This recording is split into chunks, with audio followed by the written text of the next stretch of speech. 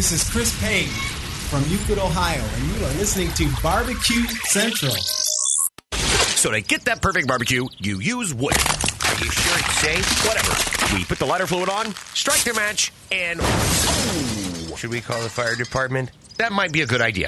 Welcome to the BBQ Central Show, the show where we talk about all things that are important in the world of barbecue. From big-name interviews with competitors on the barbecue circuit, grill manufacturers and pit makers, to advice on cooking brisket and ribs. You'll find it all right here on the BBQ Central Show. Your host, Greg Rempe, is a backyard barbecue and grilling fanatic and loves to talk about his passion, which many of us share together. You can learn more about barbecue and grilling by visiting the website, thebbqcentral.com.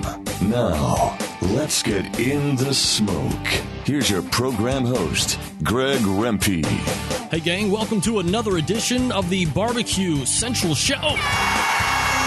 Yeah, that's right. It's the show that talks about all things important to the world of barbecue and grilling, coming at you live and direct from the Rock and Roll Hall of Fame city of Cleveland, Ohio, rapidly becoming known as the barbecue capital of the North Coast.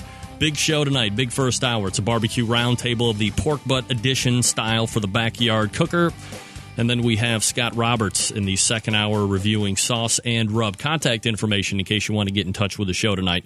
Same as always, toll free, 877-448-0433. You can also email the show, Greg at the BBQ Central Show. .com. Those are the two ways to get in touch with the show. But as promised, we have a specialized panel to help introduce pork butt to the backyard in case you are interested in doing that. We're going to cover it from top to bottom, belly to belly, and wall to wall. So we'll enter and introduce our panel of esteemed colleagues. Joining me first is Larry Gaian from the BBQ Grail. Also on the panel tonight, Brad Maffett. I'm sorry, it's Maffett. Brad, what is it? Maffett. Hot for Teacher Barbecue, and then we have Marc Stitt from Velvet Smoke. So, guys, I appreciate you taking time tonight to come in and talk about all things that have to do with the world of pork butt for the backyard cooker. Before we get into this whole thing, why don't we take just a brief moment? You guys can go ahead and tell us a brief tidbit about yourself, how you got into barbecue, and then we'll dive into this. Marc, we'll go ahead and start with you. Okay, thank you, Greg. Thanks for having me. Hello, everyone. It's Marc Stitt from Velvet Smoke Barbecue out of Columbus, Ohio, and just been a competition team for a couple years now. Got started in the backyard, just kind of playing around on a kettle grill, and got a Smoky Mountain cooker, and the rest is history. Just really enjoy it, and do a little bit of fun, a little bit of catering, but do about 8 competitions a year. How about you, Brett? I got into barbecue years ago when I was exposed to my father-in-law, future father-in-law at the time, cooking a whole hog, and I'd never seen anything like this, was just amazed at it, and from then I got into smoking all sorts of meats and just fell in love with it. Last but not least, Larry. Hey, Greg. Thanks, everyone, for joining us. I'm the author of the BBQGrail.com blog and truly a backyard barbecuer, and I'm really excited to be here and to join these great competitors who probably hopefully can teach me something too. Well, that's what we're all here for. And again, it is a pork butt round table. So before we get into preparatory stuff, let's go around the panel, see what everybody's cooking on when they're doing the bigger cuts, and we'll go back to Larry for that. Primarily, I've got, for low and slow, I've got a Traeger, and but my primary go-to is my Weber Smoky Mountains. How about you, Marc? Yeah, I also cook on a Weber Smoky Mountain. It's good for the backyard, but it's very portable for competitions. So I've been on that a couple years now. Brad? For the backyard, I'm in love with a new Braunfels Bandera smoker. Oh. If it'll do 4 to 6 butts, but if I want to do more than that, I've got a large one that my shop class at the school I teach at built for me. How does that work out for you? It actually works out great. What happened is I had an old new Braunfels, took it into the shop class, and it was falling apart. Threw it on the floor and said, okay, guys, make me something twice as wide with a firebox twice as long, and they did it. Hey, there you go. That's why it's great to be the teacher and have students that work for you. That's right, man. There you go. All right. So as you're getting into the store, and I wouldn't typically ask this of backyard people, but and go ahead and answer however you want, but when you're looking to get your pork shoulders and we'll get into specifics here in a second, but are you just going to the big box stores like a Sam's Club or a BJ's or a Costco, or do you look for a specialized purveyor, or are you just going to your local butcher? And we'll start with Larry. Well, I haven't really seen a lot of difference between some of the big box stores and my local butcher. So it's really what's on sale, give it to me in the cryo, and I'm ready to go. Brad? Yeah, exact same thing. I look for the cryo. I'll take anything, any place I can find, as long as it's over 6 pounds. And Mark? Yeah, I'm like the other guys, mostly the same, but usually go to Restaurant Depot, which I find has a little bit more variety, and I think it's fresher because, they're dealing with restaurants. They can move it through pretty quickly. All right. Anybody using the whole shoulder? We're not just talking Boston butts, and we're not just talking picnics, but both together. Anybody using whole shoulders when you're doing it in the backyard? How about you, Mark? Usually just the shoulder and not the butt, or not the picnic ham. It's mostly availability, but I've never really done a whole shoulder. What about you, Larry? Just the butt. We don't really, out here in California, unless I really go out and look for it, I'm not going to find, the picnic or the whole shoulder. Something that you've ever had any desire to do at all, Larry? If you could find one, would you do it? If I could find, I know I could find one, but really, I think I just want to cure it and actually make it into a ham is what I'd want to do. What about you, Brad? I've done shoulders once. I had a teacher butcher his own hog and brought it to me and asked me to cook it. I'm not a fan. I like the Boston butts a lot better. Did you find it what I hear, I've never done a picnic myself, but I hear they have a propensity to have a hammy taste. Would you say you found that to be the case, Brad? Yeah, I did. That's actually why I don't like them. There you go. If you're going to have ham, right? Yep. Absolutely. All right, guys. Anybody using boneless butts? Typically, I guess I've heard you would find these at a Costco, or unless you're deboning yourself if you get a bone in your kitchen. But Larry, you ever messed around with boneless butts before? Nope. I want the bone. One, I think it's going to give it better flavor, and two, it's my thermometer on when it's ready. What about you, Brad? Same exact thing. I've looked at them. I have no interest. I like that bone in. You can wiggle that bone, find out how close it is to being done. The meat is sweeter to the bone. Everything goes along with the bone. Mark, round it out. Yeah, similar to the others. I've actually made the mistake of buying a boneless a couple times, and the problem with it is if you do it, you think you're going to get a little bit more yield, but the bone actually has some structural integrity to kind of hold it together. So like Larry said, it's good to kind of know when it's done, but it also, even when it's not done, kind of holds it together. And I think, we'll move to injection, I think, a little later, but I think it kind of holds the injection in the middle a little bit easier. All right, so when you're at the store, you're looking at the butts or at your butcher or wherever you're at, is there something in particular that you are looking for when you choose between them? Or are you just picking up whatever it is as long as it's meeting your weight requirement? We'll go back to Brad. I look for a fat cap, but really the fat cap doesn't mean that much to me. I put my butt's fat down because that fat's going to stick to the grate. But when I look for the meat, I look for the marbling within the pork, not huge sections of pork on top. That's a turnoff for me. I look for nice marbling going down into the meat. What about you, Larry? That's pretty much it. When I'm buying them in the cryo, and it's usually what I want to do, is I'm looking for you try to pick out where that seam is, because a lot of people think that's just one big hunk of meat, and I want to make sure they're similar. Hold on, Larry. Hold on. Sorry, got ahead of myself. Sorry about that. Go ahead. That's all right. I want to make sure they're similar sizes so that they're going to be hopefully done at about the same time. But I want the marbling, I want the bone, and I'm a fat cap up guy, so I want that too. Mark? Yeah, really not a whole lot to add on that one.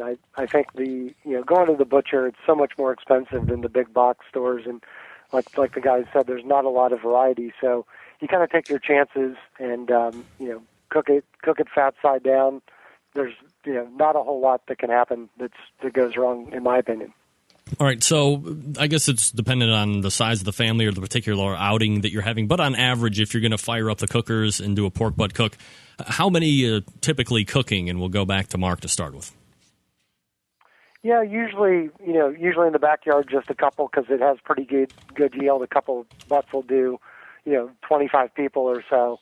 But for competitions, we'll cook 3 to 4, depending on the setting, just to get the right, the money muscle and just the right cuts we want for it. What about you, Larry? Normally 2 if I'm going to use the Smoky Mountain, maybe 4 if I'm going to use the Traeger. It just really depends on what I'm paying for them at the time. And, when I crank up the smoker, I want to get as much done as I can. Brad, how many are you cooking in the back? Usually 2. That's usually because anytime I cook barbecue, I'm having a party. Don't cook it that often for the family. If so, I would cook 1. But 2, put them in Ziploc bags, send them home with the guests, make them feel good. All right, big question. A lot of people are doing it out there in the competition circuit, but I wonder if it's translating as well with the home chef. Anybody doing an injection, or perhaps has anybody even actually brined a pork butt? Maybe this is a new fad that we could all start and spread to the competition circuit, brining butts. But anybody brining or injecting, and we'll go to Larry. Well, I have cured slices of butt, to give the buckboard bacon, but pretty much when I inject, it's just whatever rub that I'm using infused into apple juice, and that's my go-to injection with pork butt, apple juice. Nothing that you use over the counter or that has made rounds in the competition scene? No, not for the backyard, nope. What about you, Brian? I do both. I will brine my butts for 8 hours and then inject with a injection that I stole from Chris Lilly with a little bit of amesphos thrown in. Amesphos is this chemical that you put in with sausage to make it juicier, and that's part of my injection. What kind of – are you just using a straight like salt, sugar, water brine? No, brown sugar, paprika, kosher salt, granulated garlic, and water. And it turns out a much juicier product for you? Yes, it does. I mean, what's the benefit is a juicier product? Juicier product adds a little flavor inside. You really don't taste the flavor as much, but I'm going for that juiciness. One of these days I really do want to put a butt on a scale, then inject it and see how much more moisture comes in through the osmosis and diffusion action of the brining. Larry, did you say you ever brined or no? I never have until I just heard that one. something that is sparking your interest? Is that something that you would try out, Larry, or no? Probably Saturday. Oh, all right. Well, right off the bat. How about you, Mark, to round it up? Yeah, I'm kind of doing a variety of things. Not really a brine so much as an injection with apple juice. Sometimes we use pomegranate juice, which is a little sweeter, kind of has a different characteristic. Worcestershire sauce and salt. And what that does is it not only creates an injection, but those ingredients are similar to a brine because we wrap ours in like a heavy-duty saran wrap and try to rest it for 4 to 6 hours. So it has like a brining effect without being submerged, but really good results, very, very moist product at the end. All right, so after you get it all injected and washed off, brined, and whatever you're doing there prior, anybody letting it set out from the refrigerator before rub application in order to get it up to, I don't want to say room temperature, but let it get out of refrigerator temperature before going on to the cooker? Larry, go ahead and start that. My butts come out of the refrigerator. Well, typically I will inject because it's just apple juice the night before, again, wrapped in saran wrap. But they come out of the refrigerator when I turn the pit on or light the coals in the Smoky Mountain, and it usually gets to the temp. Then I rub it and put them right on. So it's warmed up some, but it's not a lot. Brad, you let it sit out before you do any rubbing or anything like that? No. I've been listening to Meathead Goldwyn talk about his wife all the time about how safe she is with meat. And so I just pull it right out of that fridge, rub it down, and throw it on the grill. Mark? Yeah, very similar. No more than about 30 minutes, and that's mostly, messing around getting the cooker set up.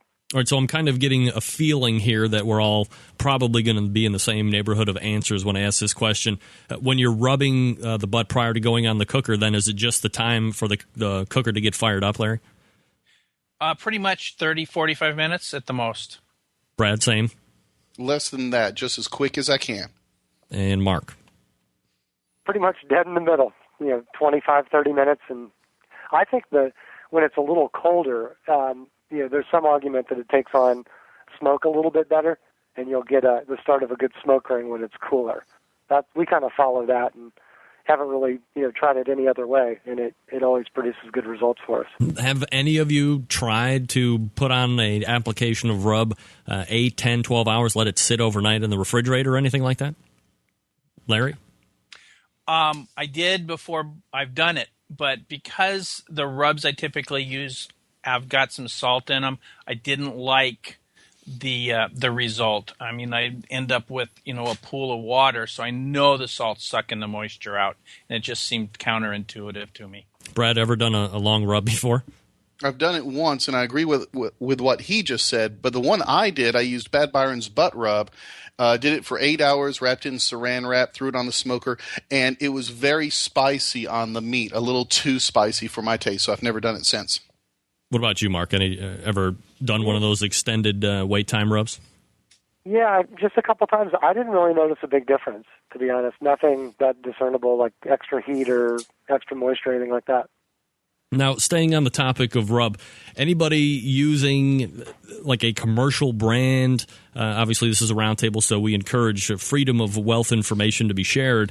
Or are you making something that's all your own? And we'll go to Brad for that first.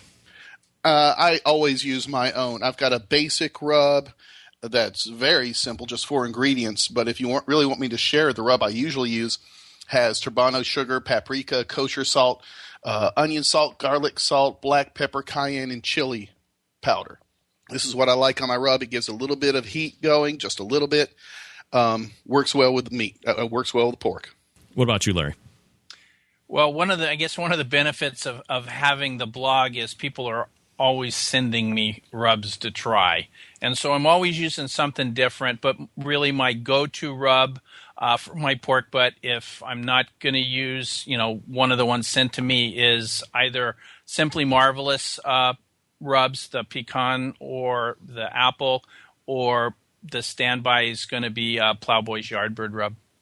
What about you, Mark? Yeah, we make our own, all the time. It's a pretty traditional rub, but nothing really unusual with it. But our one advantage, we think, at least on the competition side, we go through Penzeys. It's penzeys.com, and it's a spice shop, but it's there's a brick and mortar location in Columbus, and it's just really top quality stuff. You can buy it in different bags, different sizes, and it's just very fresh, within like the last 30 days or so. So pretty potent stuff. Yeah, absolutely. Is the rub that you use different than what you would be normally putting on your ribs or any other type of pork product that you're going to be rubbing, Brad? A different rub?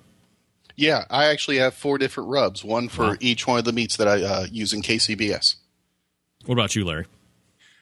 Unlike the competitors, it's typically the same rub. The family likes it. The friends like it, and that's what I use. Yep. If I was competing, it'd probably be just like these guys. What about you, Mark? Yeah, same for ribs, same for shoulder.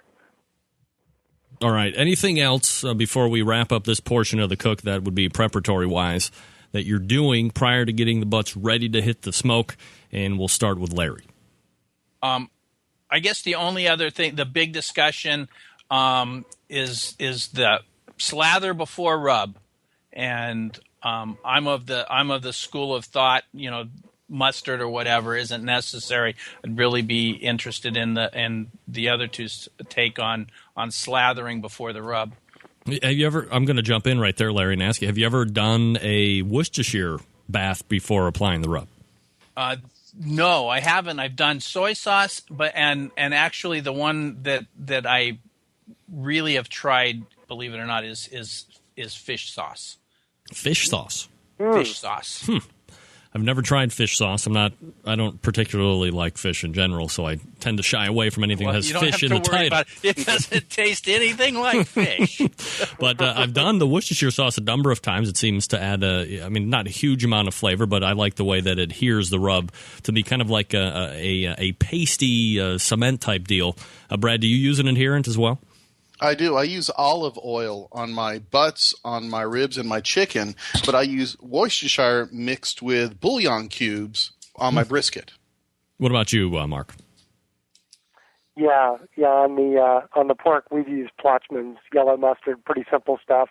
I just like how it adheres and starts the formation of a good bark. But isn't it?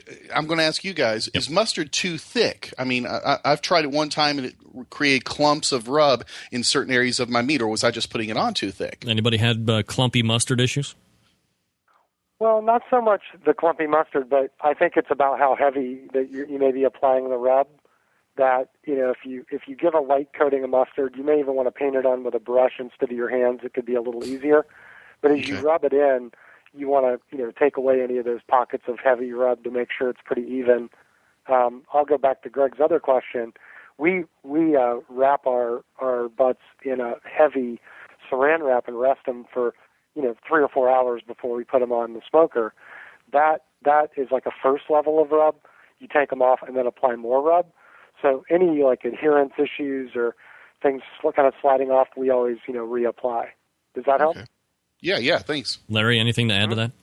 No, my biggest thing, my understanding of the whole slather is the bark, and as a backyarder, the only judge I need to please is my wife, and she's not a big bark fan, so I guess I'm off the hook on the mustard. All right, anything else, guys, before I shut us down on this portion of the show? Nope. All right, well, you guys take a quick break. Great preparatory opening session there. We're talking with Larry Gaian from the BBQ Grail, Brad Maffett from Hot for Teacher Barbecue, and Marc Stitt from Velvet Smoke breaking it down. That was the preparation portion. We're going to come back. We're going to talk about how you cook these bad boys. After that, we'll talk about how you prep them. Don't forget, how you serve them. Don't forget, we're going to be talking to Scott Roberts coming up in the 10 o'clock hour, plus with your reaction on anything and everything that has to do in the world of barbecue. 877-448-0433. Greg at thebbqcentralshow.com. Stick around. We'll be right back with the cooking session on the Barbecue Central Show.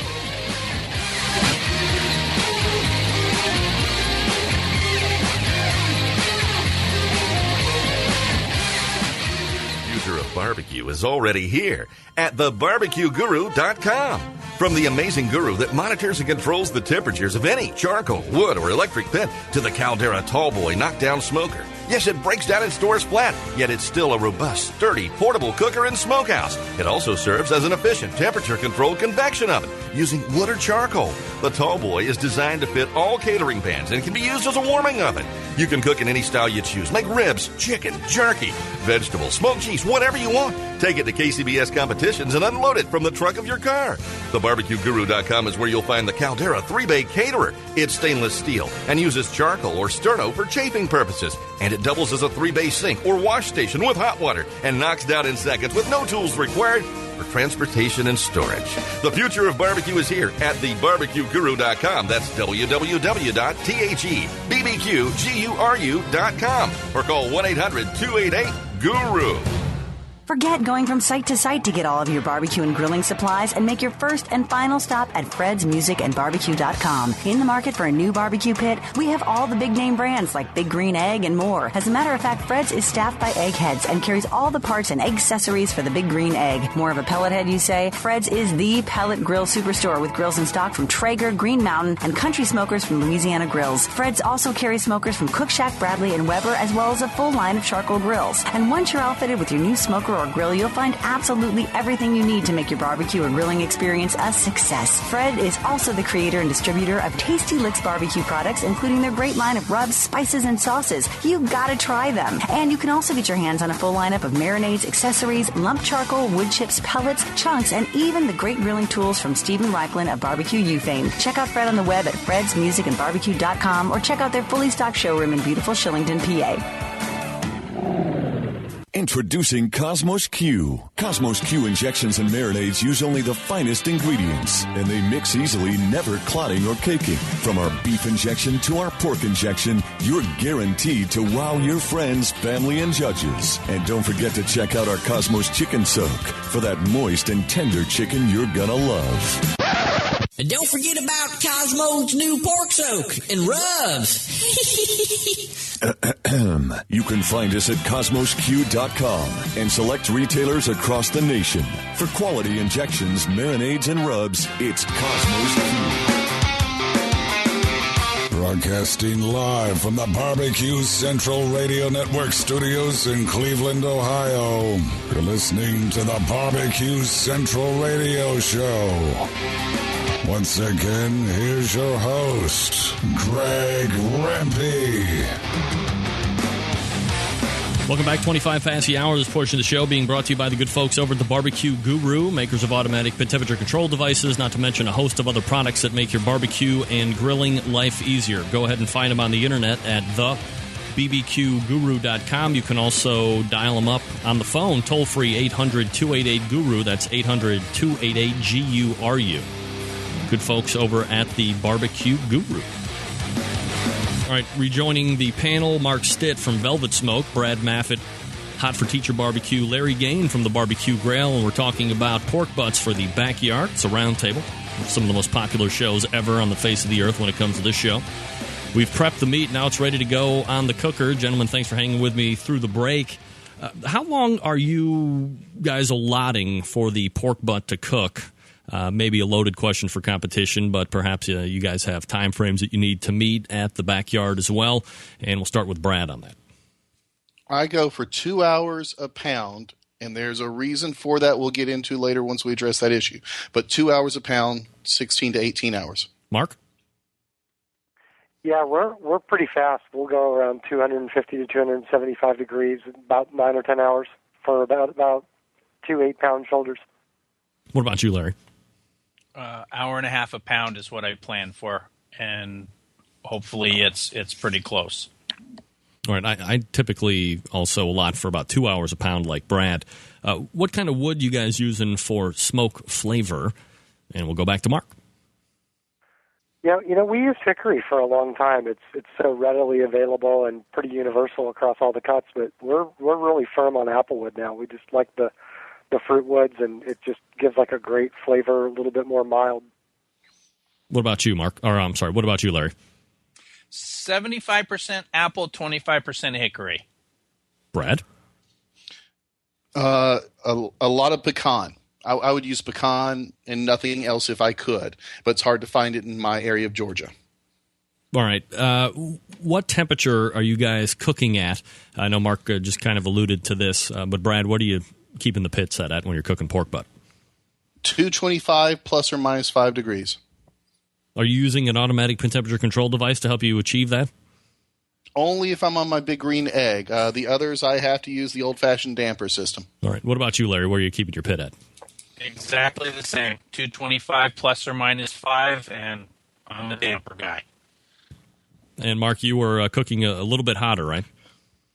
A little bit hotter. Haven't really noticed a big difference, doing it low and slow and then all the way up to 275. It doesn't seem to make that big of a difference, but it's mostly because of competition. We're trying to get them done a little quicker. Yeah, in the backyard, but I'm even typically... in the backyard, I try to do the same. All right. The backyard for me, I mean, if the dome, and I cook on a pair of Weber Smoky Mountain 18.5-inch old school cookers, a damper system only, and I'll run with them wide open. I think I got enough seasoning on the inside where I don't think it could possibly reach over 275 if I let it. And if the domes read 250, 260, it's certainly not breaking my heart at all. And that's what I run at. Hey, Greg? Yeah. I think that's one of the beauties of the pork butt is it is so forgiving. And for the backyarder who wants to start out, I think for that reason, it's the perfect kind of meat to start with. Oh, I absolutely agree. During the cooking process, anyone opening up the lid to do any type of basting or mopping or spraying? And we'll go to Marc. Yeah, we actually use something that we call a tart wash. It's an idea we picked up from a book called Low and Slow by Gary Wiviet.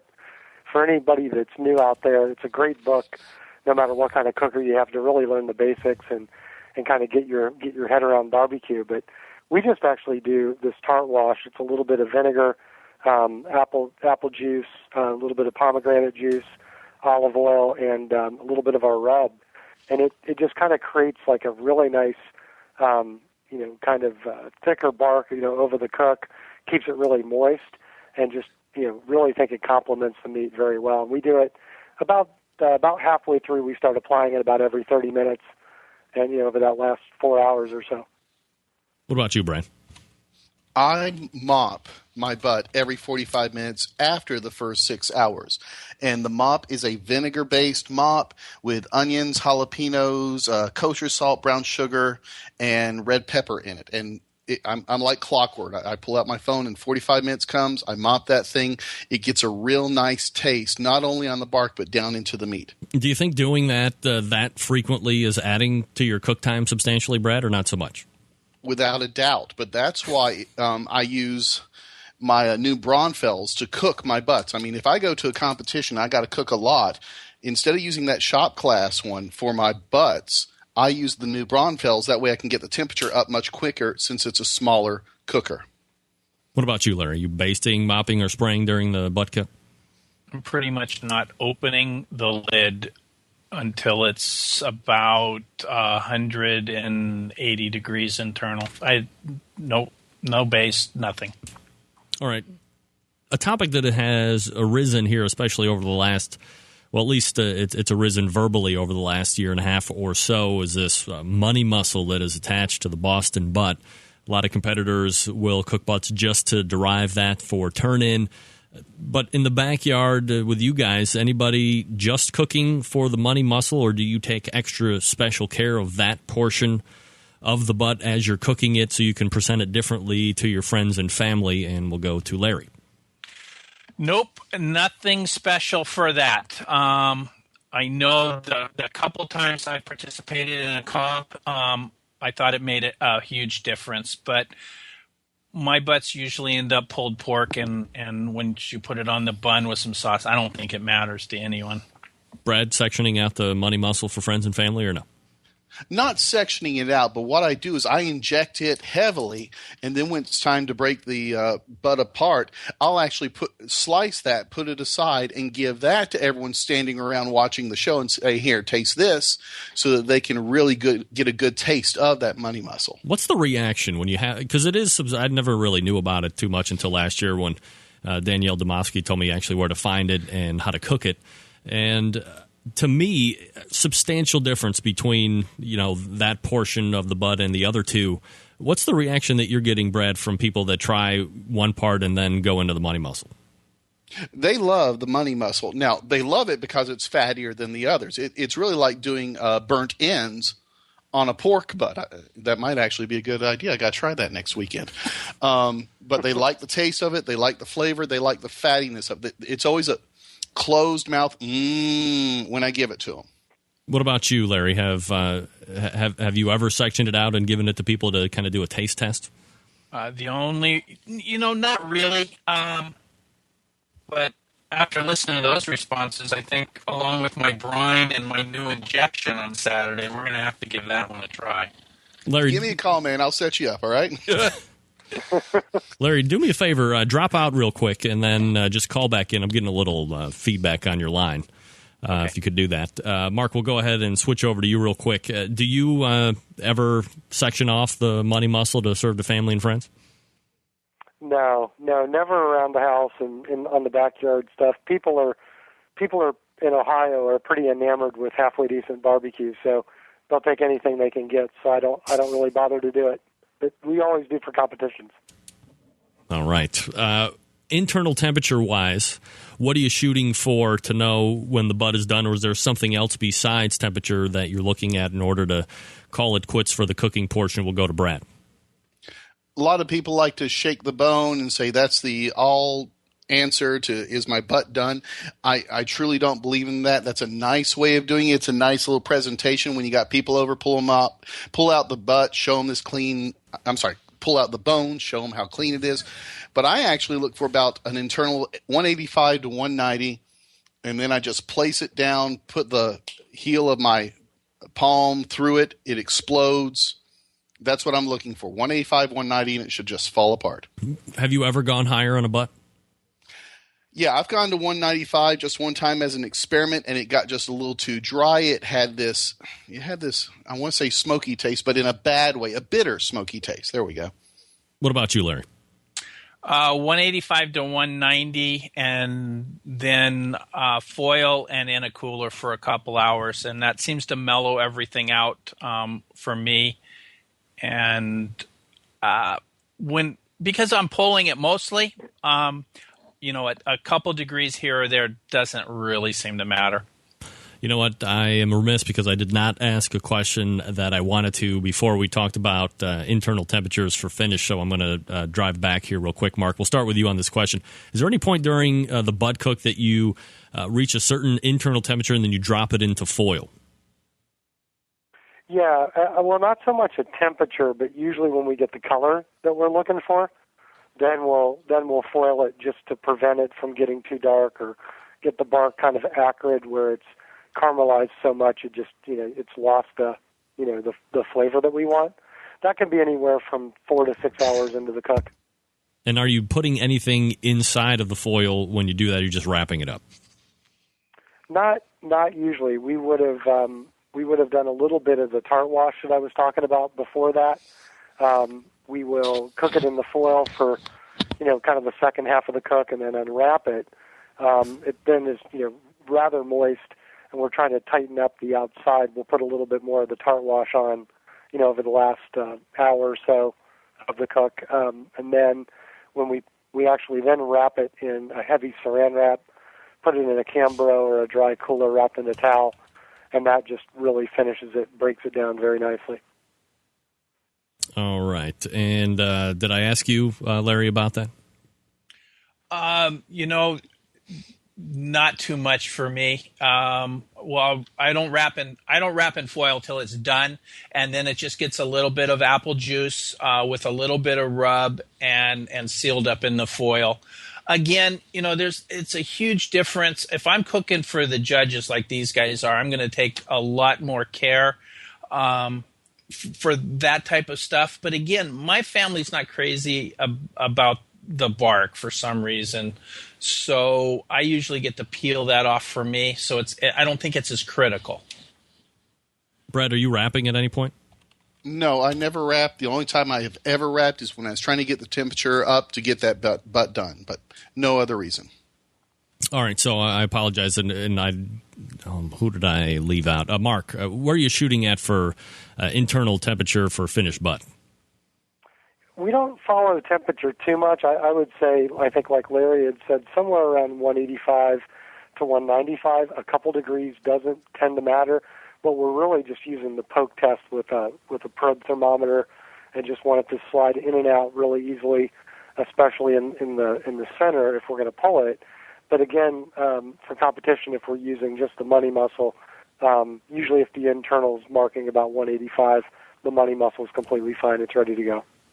All right, so anything else that you guys are doing towards the cooking portion before we wrap it up and getting into serving it, holding it, and all that stuff that you're doing that we haven't covered? Brad, we'll go back to you. Nothing. The only thing I could tell anyone who's doing backyard, when that meat hits 160 on your thermometer and after 5 hours it still hasn't moved, don't worry. That's the norm, and it freaks out people who cook with me every time. Just this past weekend, we were at a cook, and I had someone who was freaking out, just wanting to jack up the temperature because it wouldn't get up to temperature. But just be aware of that plateau that's going to happen at the 160 mark. All right, Brad, because you mentioned it, go ahead and explain to everybody that doesn't know what you're talking about as far as plateau is concerned. What's happening magically inside the butt? Let's see. All of Bambi's little woodland creatures are getting together. No, what's happening is the fat inside is starting to render and starting to melt at 160, and it's actually cooling the meat, for lack of a better word. So the meat doesn't go up anymore until it can heat up all that fat that is rendering. So it's going to stay at 160 for 5 to 6 hours.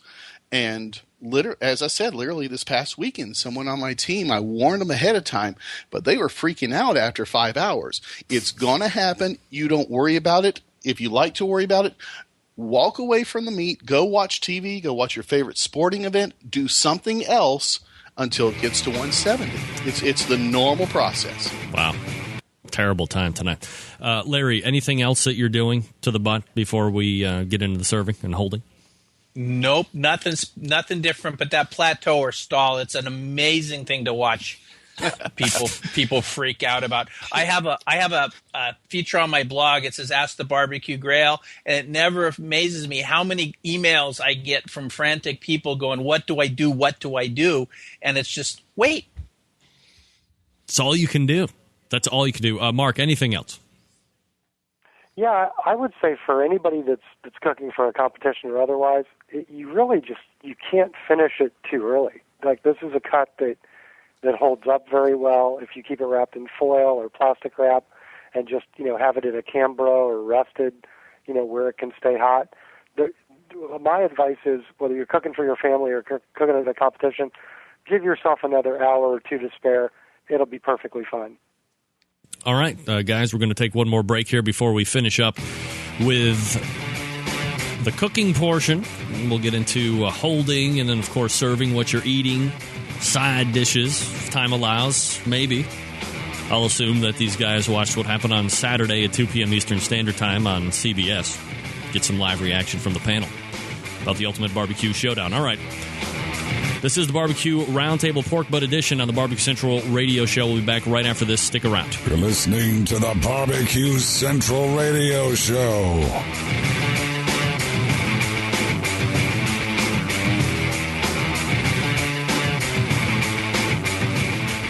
Future of barbecue is already here at thebarbecueguru.com. From the amazing guru that monitors and controls the temperatures of any charcoal, wood, or electric pit to the Caldera Tallboy knockdown smoker. Yes, it breaks down and stores flat, yet it's still a robust, sturdy, portable cooker and smokehouse. It also serves as an efficient temperature-controlled convection oven using wood or charcoal. The Tallboy is designed to fit all catering pans and can be used as a warming oven. You can cook in any style you choose. Make ribs, chicken, jerky, vegetables, smoked cheese, whatever you want. Take it to KCBS competitions and unload it from the trunk of your car. TheBarbecueGuru.com is where you'll find the Caldera 3-Bay Caterer. It's stainless steel and uses charcoal or sterno for chafing purposes. And it doubles as a 3-bay sink or wash station with hot water and knocks down in seconds with no tools required for transportation and storage. The future of barbecue is here at thebarbecueguru.com. That's www.thebbqguru.com or call 1-800-288-GURU. Forget going from site to site to get all of your barbecue and grilling supplies and make your first and final stop at fredsmusicandbarbecue.com. In the market for a new barbecue pit, we have all the big name brands like Big Green Egg and more. As a matter of fact, Fred's is staffed by eggheads and carries all the parts and egg accessories for the Big Green Egg. More of a pellet head, you say? Fred's is the pellet grill superstore with grills in stock from Traeger, Green Mountain, and Country Smokers from Louisiana Grills. Fred's also carries smokers from Cook Shack, Bradley, and Weber, as well as a full line of charcoal grills. And once you're outfitted with your new smoker or grill, you'll find absolutely everything you need to make your barbecue or grilling experience a success. Fred is also the creator and distributor of Tasty Licks barbecue products, including their great line of rubs, spices, and sauces. You gotta try them. And you can also get your hands on a full lineup of marinades, accessories, lump charcoal, wood chips, pellets, chunks, and even the great grilling tools from Stephen Reichlin of Barbecue U fame. Check out Fred on the web at fredsmusicandbarbecue.com or check out their fully stocked showroom in beautiful Shillington, PA. Introducing Cosmos Q. Cosmos Q injections and marinades use only the finest ingredients, and they mix easily, never clotting or caking. From our beef injection to our pork injection, you're guaranteed to wow your friends, family, and judges. And don't forget to check out our Cosmos Chicken Soak for that moist and tender chicken you're gonna love. And don't forget about Cosmo's new pork soak and rubs. You can find us at CosmosQ.com and select retailers across the nation. For quality injections, marinades, and rubs, it's Cosmos Q. Get in the smoke. Call 877-448-0433 to get on the air. Now, here's your host, Greg Rempe. Just shy of quarter till the hour. It's the Barbecue Central Radio Show being brought to you by Yoder Smoky Mountain Barbecue, the leading online retailer of Meadow Creek barbecue equipment. Handcrafted in the Amish country of Lancaster, Pennsylvania, these barbecue cookers and grills are absolutely one of a kind. helping you with productive and profitable barbecues year in and year out. Serious BBQs. SeriousBBQs.com is the place to go. Laverne Gingrich over there. Lots of great stuff to talk about here in the second hour. By the way, Scott Roberts is going to be joining us in the second hour as well.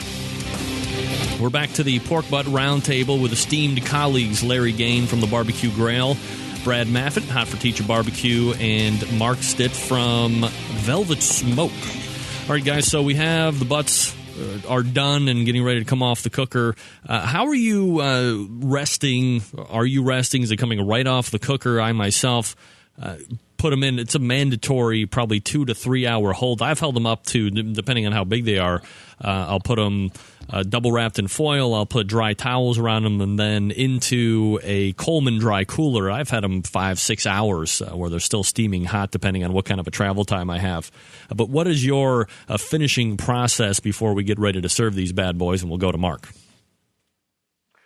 Yeah, I would say very similar to what you were doing there, Greg. I think just wrapping them in this saran wrap, it actually, I think, keeps the heat internal even more so and does some final breakdown of the fibers. And with foil, things can leak as well.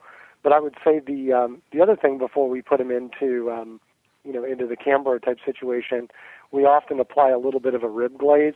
And it's our same rib glaze, which is basically just vinegar, mustard, brown sugar, and a little bit of our rub. And it just really tightens it up, kind of like a ham glaze. And that just soaks into the pores of the meat, and then we wrap it. And then when we unwrap it to get ready to serve it, we'll take all that sauce that drains off, and we actually defat it like you would a stock or something you're cooking in the kitchen. And then we'll mix that back in with the final product. So that's kind of our recipe. Larry, what are you doing on that regard? Pretty close to the exact same process, except no glaze. But I think it's really important that those juices get defatted and go back into the pork because there's so much flavor into that. And depending upon how it tastes, because each butt's a little bit of difference, I might just hit it with a little bit of the rub when I'm mixing it up after I've pulled it. But Larry, let me ask you a question. When you say defatted, are you putting it in a, whatever you call those defatting machines, or I don't even know what the hell you call it. It looks like a watering can, but somehow it magically keeps the fat on top, and you can pour the juice out or something like that? Yeah, exactly. That's exactly what I'm using. I might put it in the refrigerator so it separates a little bit quicker, but that's exactly what I'm using. Where do you get that at? I don't know. It's Pampered Chef. Probably Pampered Chef. It's my wife's. I don't know if she even knows I use it. We've got certain rules here in the house. That's right. Let's never tell her that. You could be in serious trouble. I was about to say one of those rules is don't let the wife know what you're using. I know that rule. Yeah, there you go. I got my own towels and everything. What about you, Brad? They're making me look bad. I don't do that, but next time I've got my little defatter thing I'm going to try. Right now, it's a minimum 30-minute sit and just absorb the juices, and then just push it apart and pull it and give it to the guests. Yeah, that was going to be my next question. Is after you've had it rest, are you going somewhere and you're pulling it kind of in private? Sometimes, at least in the beginning, I wanted to make sure that everything was just 100% pristine and perfect, and I was kind of off in a corner of the kitchen somewhere, kind of mashing it apart, picking out all the nasties, if you will, and taking out some of the fat that didn't make it all the way throughout during the rendering process, and then turning out a couple half pans of perfectly pulled pork. But then over time, it didn't really matter. I just mashed it out in front of everybody and watch everybody's surprise and amazement as how this huge, massive thing just kind of fell apart as you pushed down on it. Larry, how are you presenting it to the crowd? Normally, if I'm having the friends over, I have it done before they arrive. I guess maybe I just don't want them to know how easy it really is. That's right. Hell, the chef. What about you, Brad? Yeah. Brad, what about you? Oh, I'm sorry. I didn't hear the name. That's right. I like to show off for the guests. I like to open up that foil, put that butt down, and I'll actually make the call. Okay, who wants to sample some of the pork? Put my button to the top of that put the butt of my hand into the top of the butt. Yep, got that thing right. Push it, let it explode all over the area. People immediately reach in. I just step out of the way and let them become locusts, eat it, and then we pull it more apart and serve it with dinner. What about you, Mark? Idea. Same thing, Mark? Slightly less entertaining than that, but it's mostly serving on demand because it's. I think people just want to see how it pulls apart, just especially new guests. I usually don't do it that far ahead because I'm worried about it drying out, and I just like to kind of control it with a little bit of I call it half and half. It's like a very simple vinegar sauce, a little bit of apple juice or water to kind of keep it moist if I'm holding it for a little while. But I try to do it right there in front of them. All right, so if you're doing sandwiches, pulled pork sandwiches, because if you're doing it like Brad does, I mean, you could do almost a, let's call it a pig picking of a Boston butt form where people are just kind of handfulling it in and piling it in their face.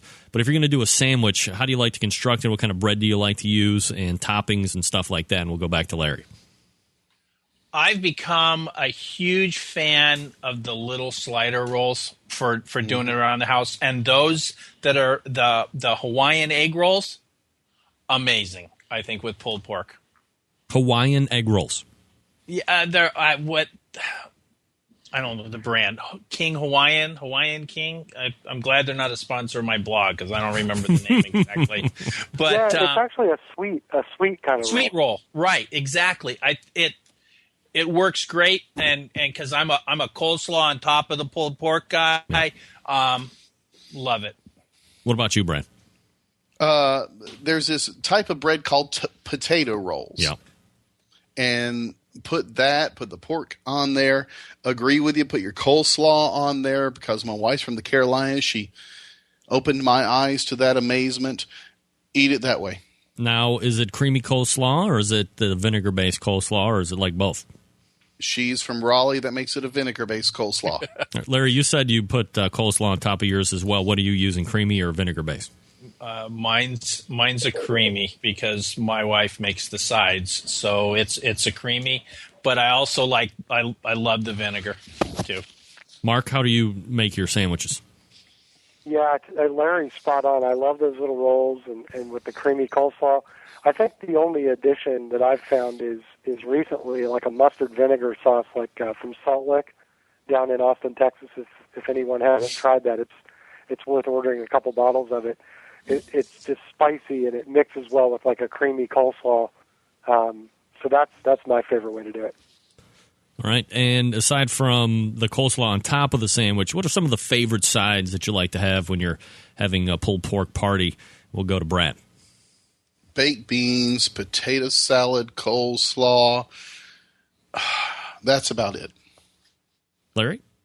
Beans, macaroni salad is pretty much the standard at our house. No potato salad. I don't like potatoes. At all? None. Never had one in my life. What? Yeah. I know it's the California guy, I guess. I don't know, but I just don't like potato salad. What about you, Mark? Yeah, we like to do baked beans with chunks of brisket, left over, like the point or something from another cook. Yeah. Macaroni and cheese and coleslaw. Those are our go-to sides. Absolutely. Yep, forgot the mac and cheese. Yep. Yeah, sounds great. All right, so banana pudding. Banana, yeah, baby, a staple, baby. Absolutely a Southern staple. Okay, aside from anything else you guys are doing during a serving that you like to have out that we haven't covered yet, Larry? Nope, I think we covered everything. What about you, Brad? Agree, everything's covered. And Mark? No, that's everything I would cover too. All right, so let's do this. It's called the Parting Shots portion of the show where you get to promote whatever it is you have going on, websites, if you're going to be competing, if you have stuff you would like to sell, whatever the case may be. You've been gracious enough to share your time with me tonight, so I turn the floor over to you guys where you can promote as you wish, free willy-nilly, and we'll start with Larry. Really, the only thing I got to promote, and for me it's enough, is my blog, www.bbqgrail.com, and you can follow me on Twitter as the BBQ Grail. All right. Is the web address the BBQ Grail or no? The. All right. Yeah, it is the. What about you, Brad? Let's see. I've got my website, hotforteacherbbq.com. All of that is written out. I've got blogs on there. I've got podcasts on how to make barbecue. Just bragging a little bit, we did the horsing around cook-off this past weekend. Did terrible, except we got a first in brisket and beat some guy named Bubba Q. Bubba Q. Hey! He's never won anything ever. That's a big feather, and I didn't even know how he was ranked. He was apparently nationally ranked number 1, and someone came up to me and said, "Do you realize what you just freaking did?" And I'm like, "No, what do you mean?" And now you know. That's great. And if you listen, go to my website and like the podcast, got any ideas, email me at hotforteacherbbq@gmail.com. Give me some ideas for some webcasts. I'm running out of ideas. Well, you stay out of this business, Brad. All right. Mark, what about you? Yeah, we're just getting started over the last couple of years. We have a fan page, Velvet Smoke BBQ, on Facebook.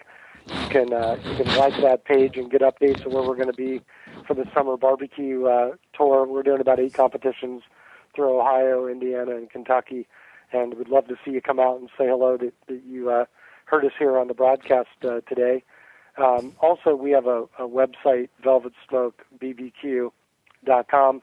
We're starting a little bit of a blog, but there's just a little bit about us on the site, and encourage you to take a look at that as well. All right, Larry, I did want to mention this. You are also credited with the guy that has created the Moink Ball, and for those that don't know what that is, give us a little explanation on what it's all about.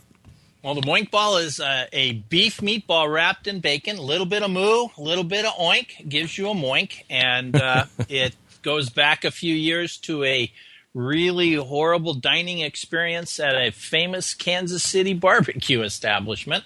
But you can read about the history of the Moink Ball on my blog, and it's just been a fun thing. And next weekend is World Moink Ball Day, sponsored by the Dutch Barbecue Association. So you'll be able to see that. People all over the world are going to be making Moink Balls.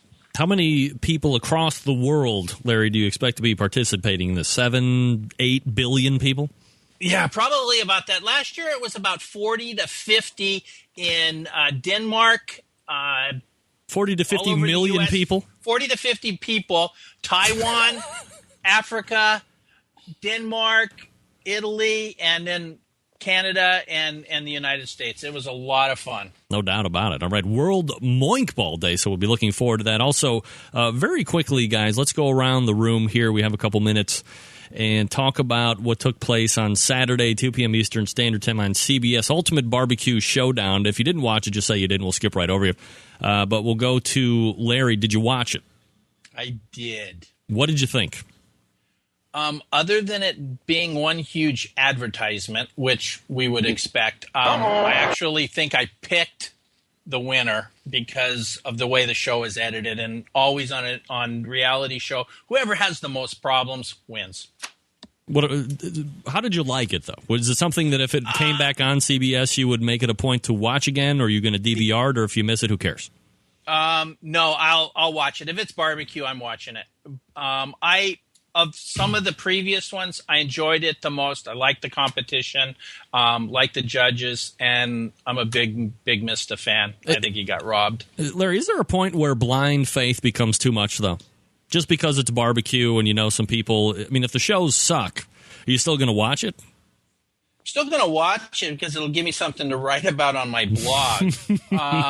But no, you're right. One of the previous shows that was on 4 episodes, I thought the first one was really good. After that, I didn't even watch the last one because it's just was horrible. What about you, Brad? You watch Ultimate BBQ Showdown this past Saturday? No, for some reason I was in some sort of barbecue competition. That's right, kicking Bubba's Latimeyer's ass, baby, yeah. Did you DVR it at all? That's the problem. No, I don't have it, and if anyone out there can give me a link to a video, I'd really love to see this show. It sounds much better than what we're seeing on Food TV, and those guys are amazing. I just love to see it, so if anyone's got a link, hey, let me know, okay? All right, Mark, did you happen to catch it or no? I did. I thought it was pretty good. I mean, like Larry said, it was a little bit unpredictable, or a little bit predictable, knowing that the person who has problems is likely to turn out better than what they're showing. You know, I was a little bit let down because I wanted to see Chris Lilly compete. They kind of made him out to be a veteran, which he is, but I mean, he's still in his prime of competing, and I think he's as good as the other guys or better. So I wanted to see him out there, and my partner and I we're a fan of his. He kind of helped us get started with his book, The Big Bob Gibson Cookbook. Mm-hmm. And, I wanted to see him out there and thought he was, deserving of one of the spots. But I thought it was, for national TV, it was a lot better than I expected it to be. And, cheers to Bubba for what he did. Yeah, all right. So there you go. Our quick thoughts about the Ultimate BBQ Showdown. And we'll give special thanks here one more time to Marc Stitt from Velvet Smoke, Brad Maffett from Hot for Teacher Barbecue, and Larry Gaian from the BBQ Grail, talking about pork butt all the first hour here tonight. And if you didn't get all this information live, you can always go back and get it in the podcast, and that will be up tomorrow. Also, we are simulcasting on the Outdoor Cooking Channel, outdoorcookingchannel.com, thanks to Kevin Bevington. And these shows will replay Thursday night. So if you miss it, you'll get to see my ugly mug, and you'll get to hear these beautiful tones from my esteemed colleagues here on the panel tonight talk about pork butts again. Gentlemen, appreciate all of the time tonight, all of the insight, continued success to each and every one of you, and hopefully we will be talking to you all soon. Thanks so much. Thank you. All right, there they are. My guys, the panel, again, Brad Maffett, BBQ Grail, Larry Gaian, and Marc Stitt from Velvet Smoke. Doesn't get any better than that, breaking it down for the backyarder, baby. Yeah, because, hey, I don't compete. I'm just the backyard guy. Let's get this song out of here so we can wrap up the first hour properly. All right, so that's going to do it for the first hour. Again, we do, as you can see, simulcast on Outdoor Cooking Channel, and we're here Tuesday nights, and we own a certain portion of Thursdays as well for low replays in case you missed it. Direct people over there. Something big's happening here. Me and Kevin Bevington were working together. Well, I'm actually not working at all, but Kevin is allowing me to take up space here. We'll push it. Let's get the word out. Something good is happening here. Something good. All right, we're going to take a quick break. We're going to come back with Scott Roberts to hit the top of the hour, and then we'll see what everybody's thinking. Maybe you guys in the chat room want to call in, and we'll have a little bit more pitmasters. Holy moly! Talk a little Ultimate BBQ Showdown, compare that to the Best in Smoke. I have some thoughts, believe it or not, on both. So we'll stick around for that. It's Scott Roberts coming up next. Stick around, we'll be right back. You're listening to the BBQ Central Radio Show.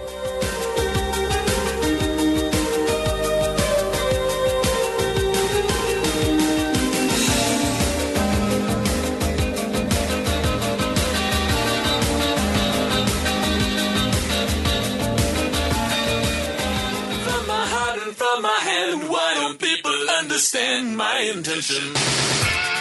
Happy to have you aboard here for the really big barbecue show. We cook because we have to, and we grill because we want to. Fine, how's it going? You have a great show. I'm a big fan. So what seems to be the problem here? This man looks like he's dead, and he's in the crackle. Charbono! It's all about the Charbono, dude! Succulent fish. What? He ate 54 wieners. But listen, Lavernius, shake your face. I'm shaking like a dog shit peach seeds. You could use it to fight off creeping marauders looking to take your steaks off your grills. I just like being anywhere with Junior, Senior, and Diva. Sounds like a whole lot like the movie. Wow. Yeah, really. Keep it hot, keep it clean, keep it lubricated. We have top men working on it right now. Top men. Just like that, we're here for the second hour, ladies and gentlemen. Yeah! Little portion of the show we like to call the After Dark segment. Thanks so much for sticking around. And again, thanks to my great guests last hour. Talking all things pork butt for the backyard enthusiast, Marc Stitt from Velvet Smoke, Brad Maffett, Hot for Teacher Barbecue, and Larry Gaian from the BBQ Grail. World Moink Ball Day coming up next week. World Moink Ball Day. Get your bacon, get your frozen meatballs, get your moink on. Is that what they say? Get your moink on? I don't know. Did it again. God damn it. Never fails. All right. So that was the Pork Butt Roundtable. Again, if you miss any portion of the show live, you can always subscribe via iTunes. You can always subscribe via any other podcast aggregator that you can get. All you need is the XML to the show, which I can supply to you if you don't already have it. But a lot of places you can just go to any podcast directory and punch in Barbecue Central Radio Show, and it should populate at least 200-plus shows that we've been doing here live for the last almost 3 years now. Or maybe it's almost whatever it's been. Maybe 3 years. That's what I think it is. So look for that if you miss any live portion of the show. And again, you can see some of the video on Thursday night, too, in case you missed what's happening here tonight. All right, we're going to raise up Scott Roberts here in just a minute. Scott joins me each and every month, and we talk about beautiful things called sauces and rubs. And he gives us his evaluation. That allows you to decide, we know somebody, he's credible, he's on the show once a month, he spends his own money to get out there and taste these rubs. He didn't like it, so should I spend my money? Or he liked it, should I spend my money? Everybody's palate's different. That's the one thing that we always want to caution everybody. Everybody's palate's different. What's good for me might not be good for you. Got to trust your palate. Nothing's right or wrong here, folks, in the world of barbecue and how things taste. If you like pork that's overcooked and it's falling off the bone, ribs or whatever, just because it's overcooked, if it tastes good to you, then really that's what's good to you, and that's how you should make it. So there you go. All right, let's go ahead and get this Scott Roberts character on the phone and see what he has to say. We have 3 great products that he's going to be reviewing tonight. So without any further ado, we race over the hotline and bring up monthly guest Scott Roberts from ScottRobertsWeb.com. Scott, how are you, buddy? Fantastic. How you doing, Greg? Doing excellent, Scott. I'm wondering, we were just talking with my esteemed panel of pork butt experts for the backyard here in the first hour, and at the very end of the show, at least at the very end of the first hour, we were talking about the show Ultimate Barbecue Showdown, and I know you're very busy, Scott. I didn't know if you happened to get a chance to watch that show or not. Yeah, I did catch it on a DVR. My opinion, it's good for what it was. I thought it was kind of boring, actually. Bring it, Scott. Bring it. Yeah, I think for what it was good. Just a one-shot, one quick, simple program. It did barbecue well, treated it right. But I could not imagine a series like that lasting for more than a couple weeks. What would you like to see differently? I mean, you're a guy that will review sauces and rubs. You obviously like to grill and barbecue. You're well known as being a hot sauce expert and a chili head extraordinaire. So as somebody that I guess could say is a casual barbecuer to a certain degree, and then you see it on television, what would draw you in? What would make you want to tune into a barbecue show? I was a huge fan of Barbecue Pitmaster Season 1. I just love that kind of documentary feel to it. Just going to a couple of shows, it could be KCBS, could be even MBN. But I just like that behind-the-scenes kind of look at it. Not things that are just rigidly structured.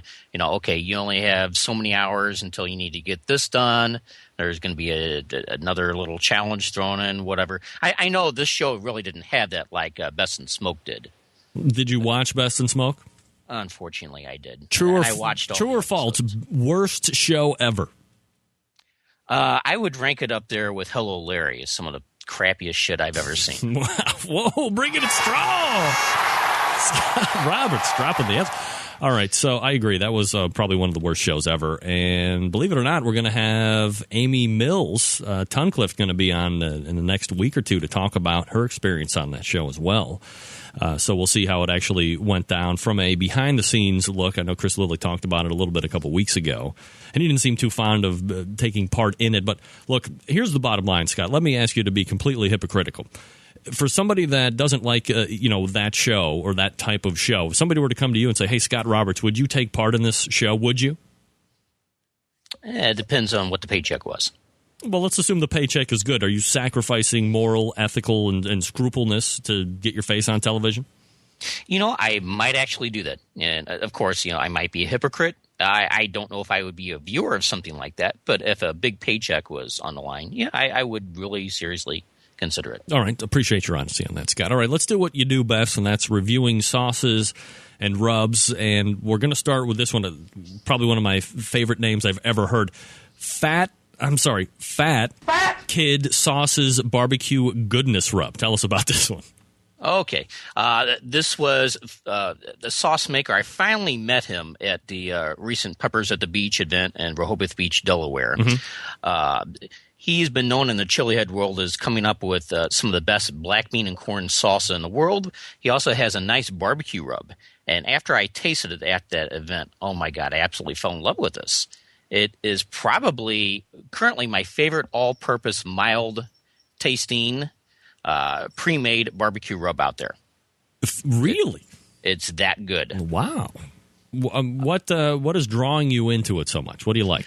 I think it's the simplicity of it. I mean, there's not a whole lot to it. The ingredients are just basically spices, paprika, turbinado sugar, garlic, onion, and sea salt. Barbecue purists would probably like it. If you're not into one specific component, if you're not a huge fan of sweetness or a huge fan of spiciness or savoriness, if you're looking for just a good general flavor right down the middle, then this would be something you'd actually like. And as a matter of fact, at that event, he was grilling up some of the wings with this sauce. With this rub on there, and had put some of Rippin' Red wing sauce afterwards after grilling. Oh my God! It was probably among the top 10 things I've ever eaten before in my life. Wow! This rub with a buffalo sauce. And what is this going to be good on? Do you think everything? Absolutely everything. Wow! All right. Everything I've tried it on. It's been wonderful. Sizes and price points, and where can you get it? Okay, it comes in 5-ounce and 10-ounce shaker bottles. The 5-ounce runs $6, 10-ounce $10 plus shipping and handling, and you can get that at fatkidsauces.com. All right, Scott, price points a little pricey or no? A little pricey, but definitely worth it. All right, and what are we giving this for a rank? Absolutely grand champion. Holy moly, grand champion. I think that's like the first one we've done all year, isn't it? I believe so, yeah. Wow, all right. So we're going to mark this one down in the record books of 2011. I mean, we're already almost like 7 months through the year. All right, well, almost 5. But to get one grand champion, it's been a while, so good to see that the Fat Kid Sauces is getting the nod from Scott Roberts. Every time you say fat, by the way, I'm going to say that sound effect. Oak Ridge Barbecue, Santa Maria-style steak seasoning. Scott, I got to tell you, I'm a big proponent, if you're any listener of the show, that I am a big fan of Santa Maria-style seasoning in general, whether it's Suzy Q, whether it's one of my favorite giveaway sponsors, El Capitan Santa Maria-style barbecue seasoning. What's up with the Oak Ridge Barbecue Santa Maria-style steak seasoning? This is a very good blend. In my opinion, heavy on the garlic, as a nice spicy flavor to it. I like flavors that jump out at you. I guess more of the spicy and savory variety whenever you're eating the steak. Sweet flavors don't work too well, and this does not have too much of the sweetness to me. Whether it be a ribeye or skirt steak, this stuff is fantastic on it. Could it go on a multitude of other items? I've found that El Capitan Santa Maria style barbecue seasoning, while obviously pairing very well with any type of red meat, goes very well on chicken, goes very well on other beef products besides a tri-tip or a roast. And it does very well on my grilled salads as well. It's one of my main seasoning components when I'm doing grilled salad. Anything, this is a wide variety type rub, in your opinion? In my opinion, it goes on a few different things. I don't eat rabbit food so much. I've tried this on hamburgers. It's fantastic on that. I tried it on chicken. Of course, chicken has that distinction of just about anything tastes good on there. But, yeah, I would have to give a thumbs up on chicken as well. All right. Size, price point, and where do you get it? Okay. You can get a 5-ounce a Ziploc packet for $6.55 at oakridgebbq.com. Not in stores anywhere that you've seen? There might be something on the website for that, but I have not seen this in any stores I visited. All right. oakridgebbq.com, the website, 5 ounces, $6.55 is your price point. Now we come to a sauce, American Stockyard Harvest Apple barbecue sauce. Sounds kind of interesting. Oh, by the way, I do want to give my rating on I'm sorry. Go steak seasoning. Hold on one second. I'm sorry. I missed that, Scott. Go ahead. Give your rating. A reserve grand champion. Wow. Bringing it strong tonight. 4.5 out of 5. 4.5 out of 5. Very, very good stuff. I highly recommend that. Very good. All right. American Stockyard Harvest Apple Barbecue Sauce. Okay. Now, this is Original Juan's, one of their offerings in the barbecue world. Of course, Chili Head knows Original Juan's. They have a wide variety of different hot sauces and such. I found that this one just falls too flat. It's too bland. The actual apple taste is just far too overpowering, and it doesn't have, I guess, enough of the acidic flavor, the spiciness, just a really heavy richness to make it stand out. This would probably be good paired with a rub that you would already put on meat and an already existing barbecue sauce that you put on this. And the reasoning behind that might be good as a mop, so to speak. One thing I do whenever I smoke up big pieces of barbecue meat, I put some apple juice as my mop, along with a little bit of vinegar. Mm-hmm. This might compare to something like that. But if you're relying on this just as a standalone barbecue sauce or with a rub, it's just very, very disappointing. Wow. Let me ask you this question, Scott, because whenever I see fruit that has been infused into some type of barbecue sauce, I've seen peach and now you have apple, I'm always very leery that the manufacturer will become, let's say, lazy and include a heaping helping of very artificially flavored fruit of whatever they have named it, that be a peach or a banana or, in this case, apple. You said it was overpowering, but is it at least a real apple taste or is it a fake, like a candied apple type taste? I would say it's real, but as far as a barbecue sauce, it's just too much of that flavor in there, in my opinion. All right, so where do you get it? How much is it, and how big is the bottle? Okay, it comes in a 22-ounce bottle. It runs for $4.89 plus tax, and it's available at originaljuan.com. All right, so for $4.89, that's quite a substantial bottle of 22 ounces. Man, I can't even believe we're going to go here because I have a terrible feeling this is not going to turn out well for Original Juan. But what is the Scott Roberts waiting for the American Stockyard Harvest Apple Barbecue Sauce? It would be an oven baker. Oh, beat it. 2 out of 5. Wow, I can make 2 out of 5 sauce in my sleep and not even try. So we're going to pass on this thing. Definitely. All right, now you were talking about the peppers at the beach. Is that what you were talking about before? That's correct. All right. It's in its second year. It's basically a glorified tailgate party. Peppers is one of the largest hot sauce stores in the country. Actually, the owners, Chip and Luther Hearn, have the largest hot sauce bottle collection in the world with over 9,000 sauces. And the store itself is 3,000 sauces. Wow. But this is the second year. It's basically a gathering of different vendors out in a parking lot. There's probably was 20, 30 vendors out there just selling their wares. There were different wing contests that they participated in with judges voting on which was the best. Basically a good time for chili heads to get together, sample some of the latest products out there and just have a general good time. All right, so let's talk about this for a minute, Scott, because barbecue people aren't necessarily chili heads. Chili heads aren't necessarily barbecue people, but there is some type of crossover or there's some like gray area between them. So in your opinion, as someone who is well respected within the chili head community, you've been blogging on it, you've been reviewing sauces, and you take did you take the Trinidad pepper shot? Did you do that? I've eaten pieces of the pepper before. I actually grew the plant last year and ate slivers of it, a little piece at a time. All right. So, I mean, you like hot stuff. What kind of a fan base, what kind of an industry is this hot sauce and fiery food compared to barbecue, in your opinion? I would say it's much smaller. It's probably, as far as individual flavors go, for those not competing in competition barbecue, I would say they're more ravenous, they're more specific, they're more picky about the kind of flavors that they want. Of course, you get the whole side that I guess people that are new into the type of thing want to get the hottest sauce possible. to burn themselves, to burn their friends, just to kind of play jokes, to a whole macho aspect to it. Those who are like heavily into the sauces for many years tend to start to shy away from that or are interested in flavors.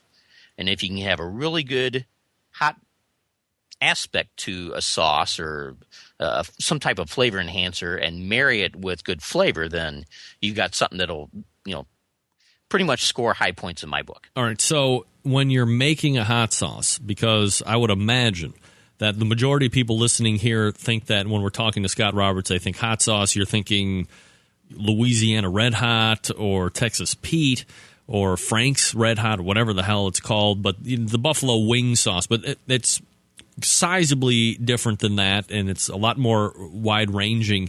So when you're looking at, and you were mentioning people like burning their mouths off just to get that burn feeling, how are you making a sauce that is edible and not blowing the front of your face off at the same time, and you enjoying whatever it is that you're putting it on top of to try and marry flavors with? It's got to be very difficult.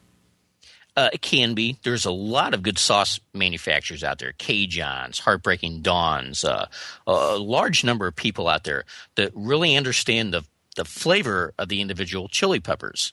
And believe it or not, some of the super hot chili peppers out there have distinctive flavors. And if they could pair that well, it could be with a fruit flavor. It could be garlic or carrots. Just adding different taste combinations to that. Do some experimentation.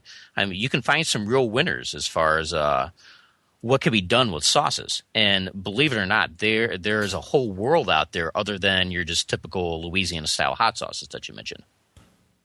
What kind of a flavor profile do these big peppers have? You were mentioning they have flavors. What kind of a flavor could you give us an explanation on or an example of? Like, this pepper kind of tastes like this and this tastes like that. Well, the hottest species of peppers, Capsicum chinense, which you'll find your habaneros, your buchalokias, a.k.a. ghost chilies, Trinidad scorpions. In my opinion, they have like a real citrusy flavor, a nice bright fruit flavor. Of course, the Trinidad scorpion, the world's hottest one, to me, it's a little bit more bitter, more kind of almost a floral type flavor.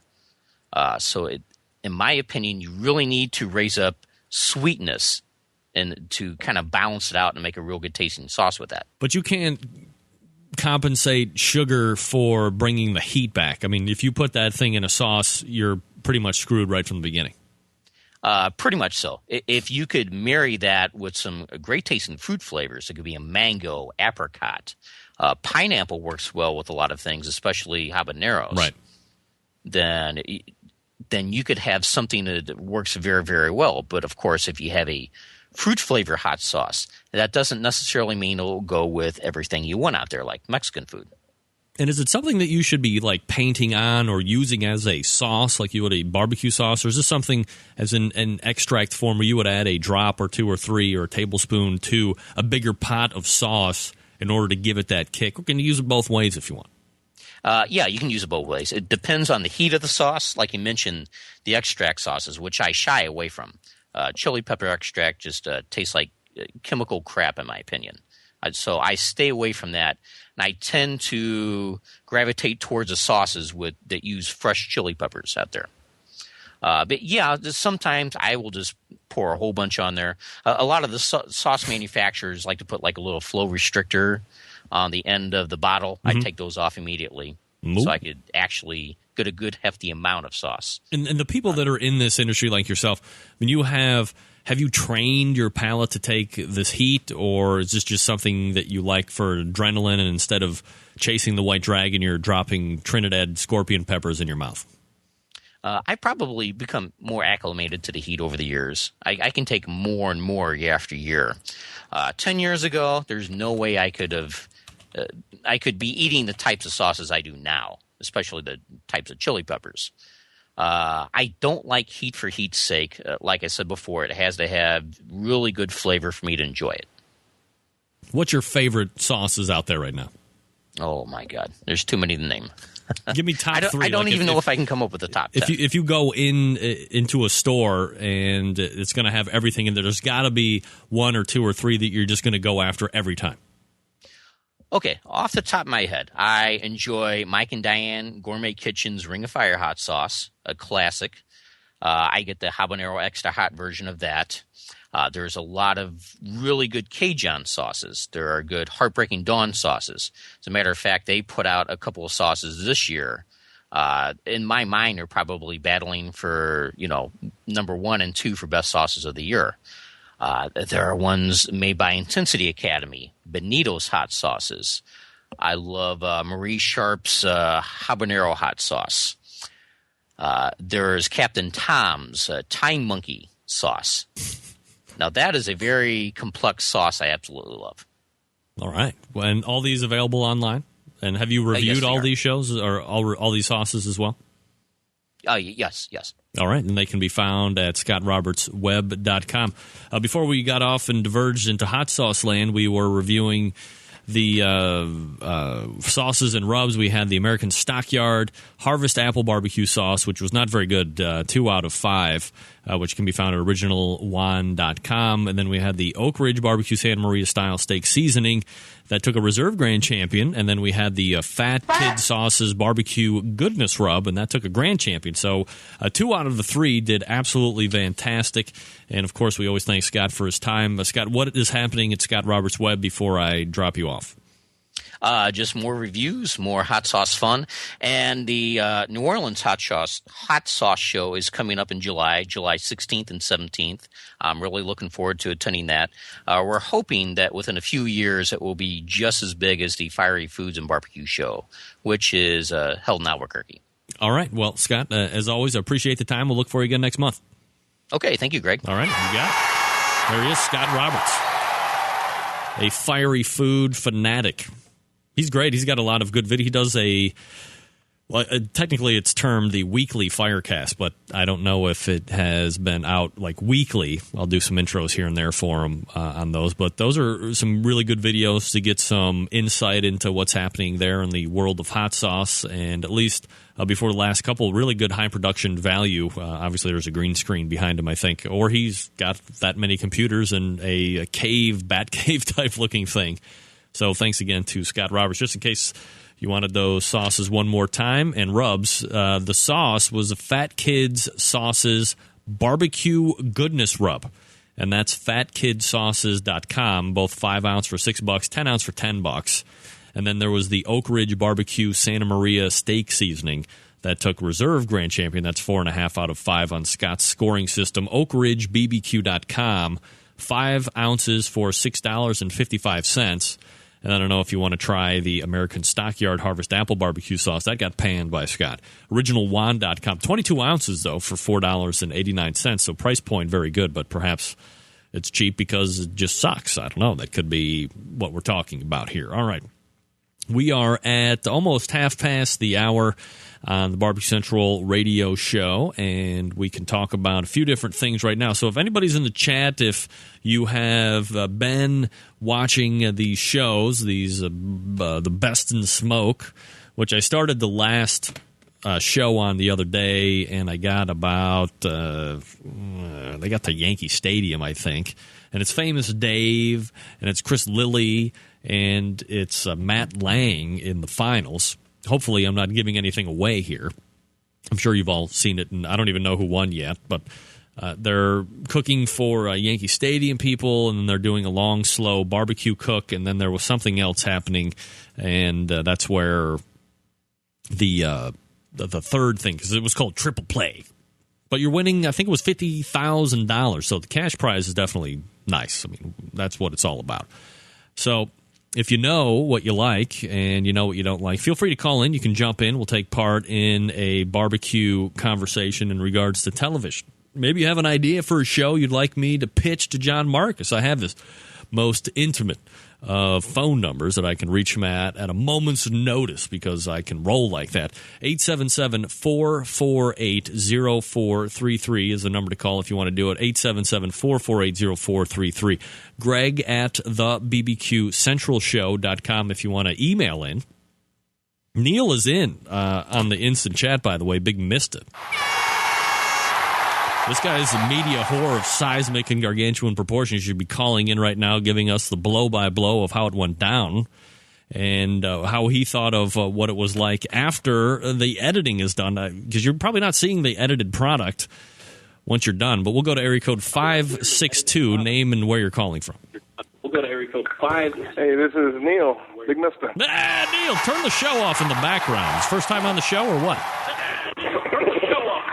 I'm going to turn it off. Yeah, come on. You're 5 seconds behind. There we go. There we go. Neil, what's up, buddy?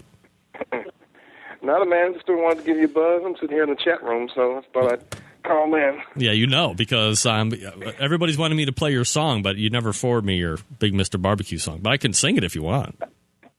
Oh, yeah, I'd love to hear that. We're gonna have some Big Mr. Barbecue. Everybody, it's so good. Yeah, don't ever do that again. All right, I'll never do it again. All right. So, Neil, you were on broadcast television on Saturday, CBS. For the people that don't know, why is everybody giving me such a backlash on my singing? Nobody, never mind. When did the shoot take place, Neil? We were actually in parking lot at Reliance Stadium during the Final Four. All right, so it was this year.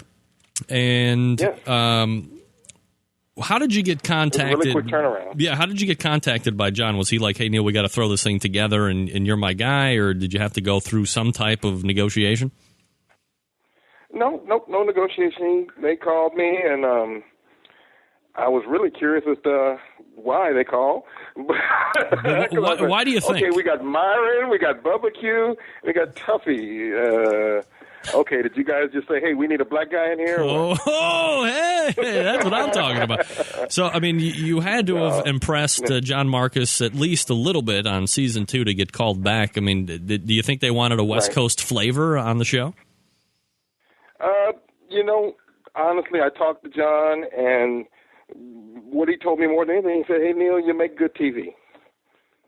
Well, he said, you're an interesting personality, so we want you on there. Yeah, I'm not here to kiss your ass, Neil, by any stretch of the imagination, but my wife immediately was drawn to you, aside from the handsome good looks. But she thought the way that you were coming across and just how you were kind of talking seemed to endear you to her the most. And so that's always a good thing because, as I've said time and time again, my wife has no concept of why I would want to sit back here in my room and do an internet talk radio show about barbecue. I mean, she likes to eat what I make, but as far as doing what I'm doing, getting so in-depth, it's kind of lost on her. So I always want to get her opinion because she is like the demo that CBS probably wants to get or get the feedback from. And she definitely thought that, as John said, you make really good television. So what did you think of the show, how it was set up? Kind of give me the overview, and then maybe we can pick nits a little bit.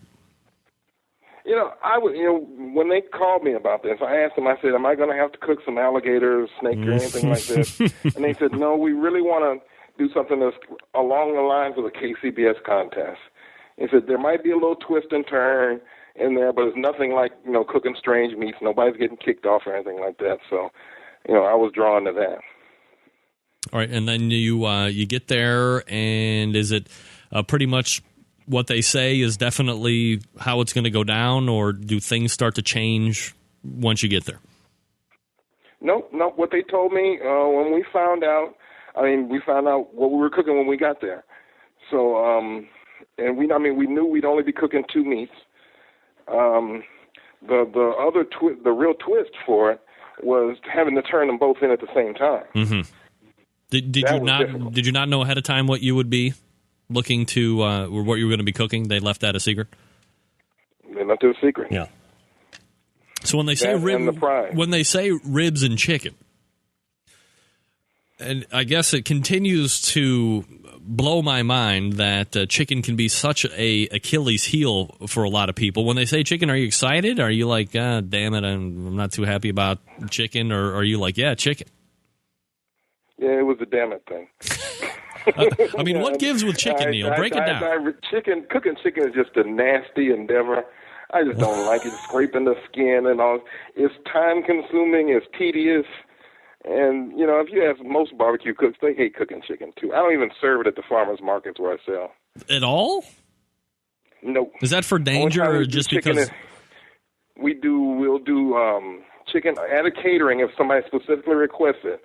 But at the markets, we don't sell it. We sell turkey. We do big slices of turkey breast. All right. So ribs, you're happy about ribs or what? Yeah, I was happy with the ribs. That's fine. I love cooking ribs.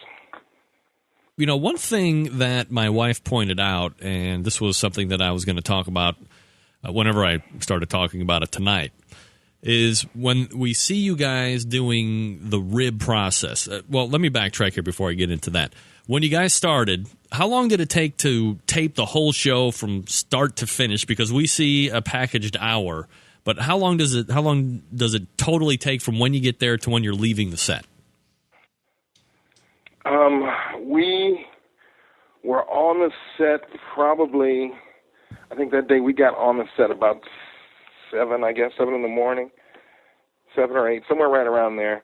And you're setting up, you know, you're trying to get your area to look cool. Then it's a lot of sitting around while they, you know, try to figure out which camera shots they're going to do. And then, you know, we finally leave out of there. It's, you know, about 8 o'clock at night. So just a full day. You shoot again the next day. You know, you shoot the whole day and you come back and shoot the whole next day too. Oh, so what are you doing the first day that you're not doing the second day, or are you just doing it over again? Well, no, the first day we're doing the actual contest.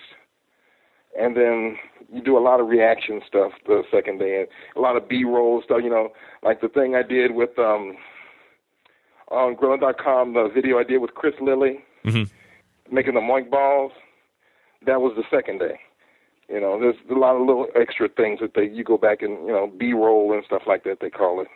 So when we watch you doing something in the tent, and then there's BigMista cutaway, and you're kind of giving us the reaction, how difficult is that how is that taking place? Are you doing it and then they're taking you off to the side, or has something finished that allows you to do that? Yeah, there's certain times that you go do that, and they, you know, kind of pull you away. They're cutaways, they call them. Right. And, you know, they'll pull you off to the side to go do stuff like that. And what are they asking you? Are they picking out certain things to say, hey, you look like you were struggling here, or when somebody said this, what did you think? How are they eliciting your reaction? Yeah, I mean, well, they just ask. I mean, there's somebody off camera, and they ask you questions, and you answer them. You know, you just try to make it like a conversation, but you're giving your honest reaction. You know what happened, but you know they just kind of, you just don't see them asking the question ahead of time. So you try to, when you answer, you try to rephrase it, you know, and get the question in there as well as the answer. Do they try and encourage you guys to gimmick up a little bit at all? No. I mean, all they told us, they said, you know, we want you guys to be, and this was different from Pitmasters. You know, they told us, we want you guys to be relaxed. We want you to be laid back. You know, we want you to talk smack to each other. But, you know, we're not going to feed you lines. We're not going to push you to do this. We're not going to say, okay, say this to him, say this to him, say this to him. You know, so it was just us. I mean, what you saw was us. We were really just out there. We had a good time. And I said in the chat room, I said, I wish that they put out the director's cut because there was so much funny stuff that got cut out. All right, let me ask you this question, Neil, and you've been, you know, out on television here a couple different times now. I've had Myron Mixon on the show maybe 3 times over the course of the last 2 years or so, and he's been really nothing more than a perfect gentleman, very professional, answers every question, very honest and blunt, in my opinion, and I've talked to a number of different people here over the last, 3 years during the live show, another 2 years during the pre-recorded podcast. A lot of people think that he's really cocky.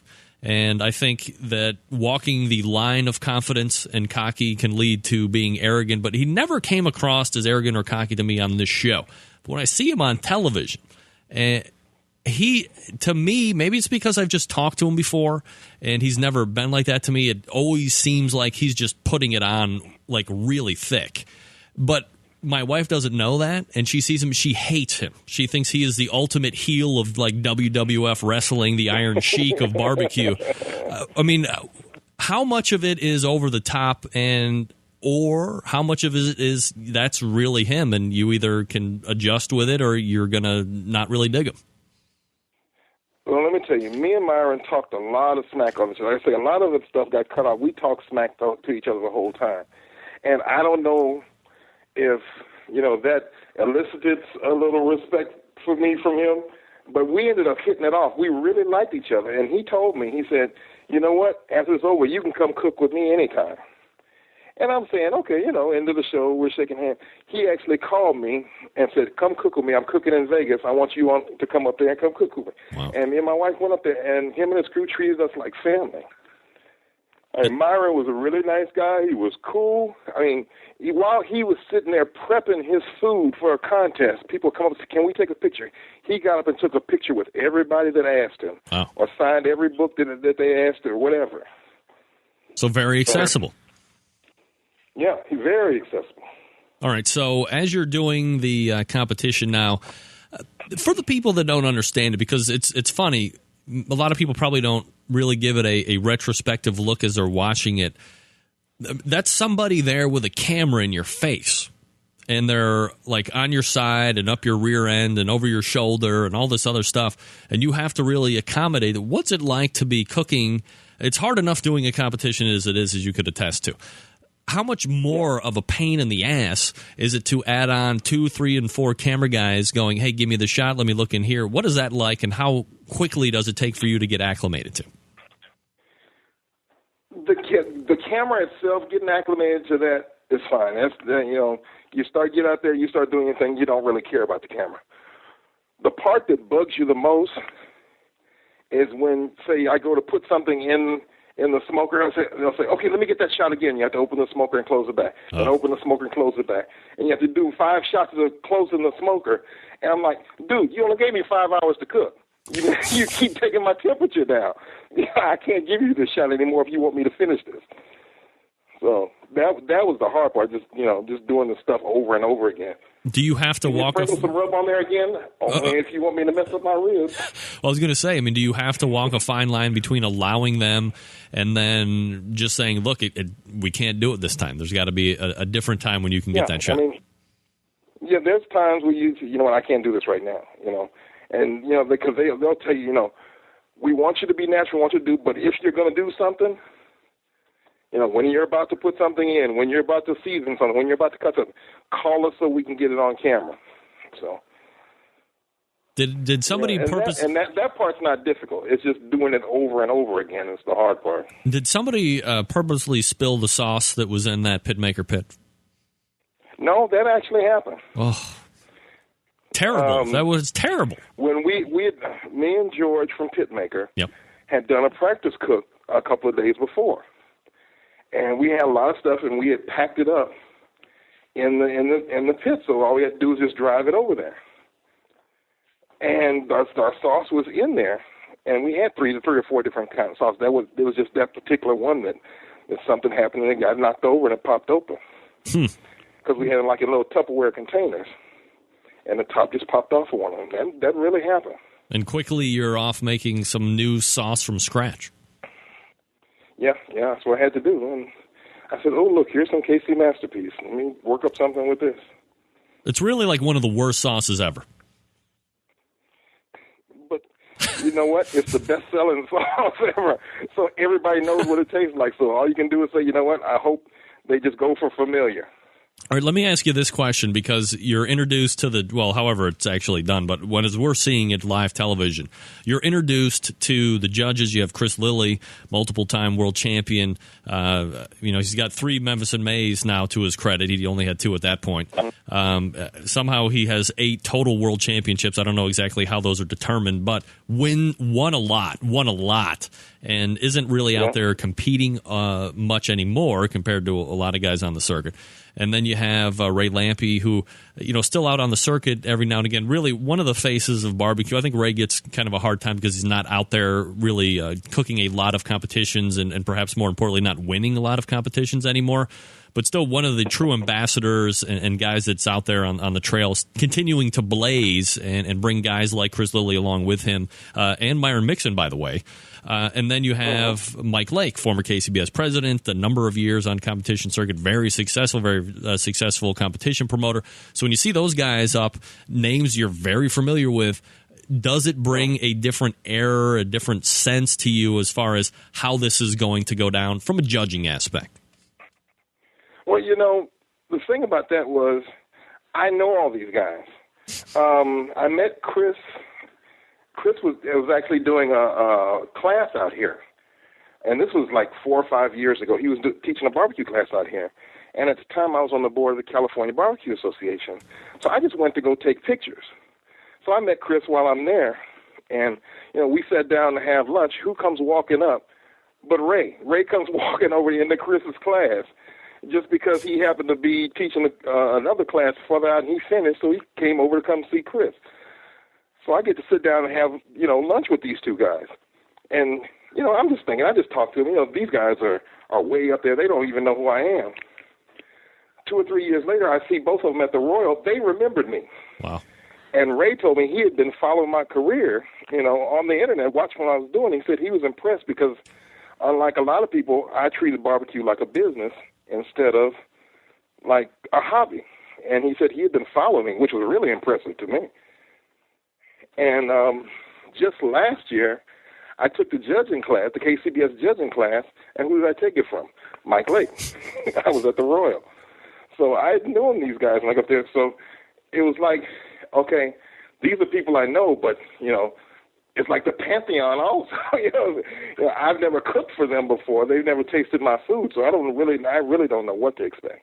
Were you a little intimidated? Obviously, chicken you don't like doing, but you had that Jack Daniel's style turn-in where it had to be both, white meat and then dark as well.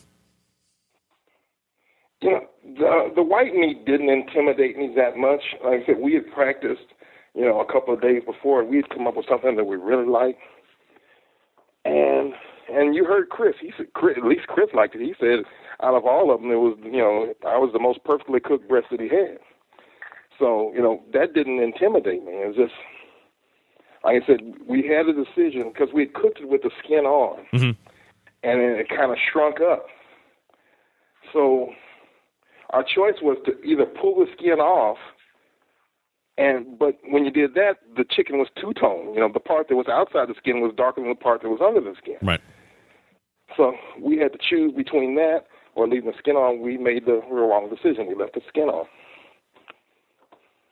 Neil BigMista Straughter joining us here. He was just on CBS TV this past weekend for the Ultimate BBQ Showdown, and we're getting a little insight here from Neil, gracious to call in kind of unprovoked. Well, provoked, but he still called in anyway.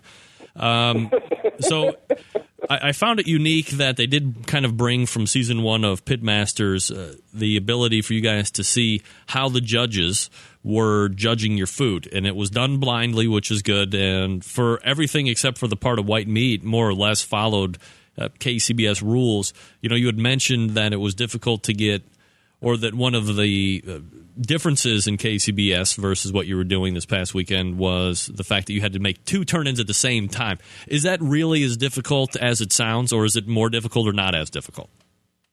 More difficult than it sounds. Why? One, you're trying to get breast meat and thigh meat done at the same time, and you're trying to get ribs done at the same time. Plus, you have to build your boxes. And you don't want to do it too soon because you don't want to turn in cold stuff. So, it's trying to get the rib box done, and then trying to get the chicken done, and then, we had issues with our ribs. We had a rack of ribs that really looked nice on the front when we turned over. We had shiners in the back. Bones were popping out. So the ones that I wanted in the back, we had to move to the front, and you saw we just barely got in. We got in with 8 seconds left. Now, let me ask you this question, Neil. When you're prepping all it's all the same stuff that you would do at a normal competition? Or did you have to change some items because of this show versus what you would normally do on a weekend comp? No, that's basically what we did. I mean, I'm always experimenting and stuff like that. That's how I got labeled with that raspberry thing on Pitmaster. So, and let me say this for Ray, I did not put any cinnamon on my ribs. Absolutely not. There was no cinnamon there. I don't know what he tasted, but there was no cinnamon in there. Did you have clove in there? No clove. All right. No clove, no allspice, no nutmeg. I don't know what he tasted, but there was nothing in there like that. All right. Well, now we know right from the horse's mouth. So you're given now the ability to watch these guys judge your food, and you're sent to the woodshed, which I thought was kind of a cute term, and you're all in there together. Let me backtrack here one more second, because this was another point that I wanted to make. This was an observation that my wife made, and I wonder how many other people thought the same thing. But she said, when you guys were doing the ribs, she said, look, everybody just did the same thing. Everybody put it in foil. Everybody put butter on. Everybody put like brown sugar, and everybody did honey, and more or less. She said everybody's doing the same thing. How come I didn't use butter or honey? How come nobody seems to be going? How come there's not one person seems to be going like so far out of what everybody else is doing to set themselves apart from flavor profiles? What do you think that is? Doesn't it have to continue to evolve and grow to a certain degree? Yes, but, I mean, typically in a barbecue competition, especially a KCBS competition, the rule is you want to make the best average barbecue you can. When you do something that's way out there, you take the risk of offending at least one person. If you offend one judge, that could kill you. All right. So you have to make extraordinarily ordinary barbecue. I mean, it sounds contradictory, doesn't it? It does, but I mean, that's what you have to do. Make the best middle-of-the-road barbecue you can. You don't step outside the lines too much or you get smacked. All right, so at what point does somebody decide to step out of the box to start changing the flavor profile, or is that going to come with the, let's call it the life cycling out of some of the older judges and getting newer, younger judges in that have different taste buds? Is that what it's going to take? What happens is you'll get somebody at a contest that is willing to take a chance, that says, you know what, I don't care how much I paid to be in this contest. I'm cooking what I want to cook, and I'm turning in my stuff. And they hit upon something that works, and the judges happen to like it.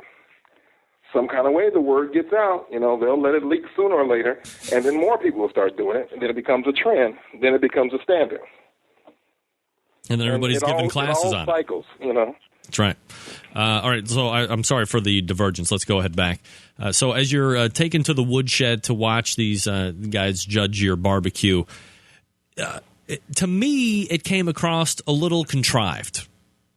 Maybe just me, because I'm looking for stuff versus a casual viewer just watching it.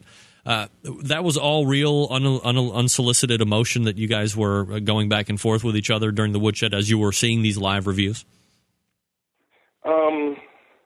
Well, it was a little bit solicited in the fact that they gave us beer while we were watching it. Well, they don't show that part. Yeah, that was the cool part.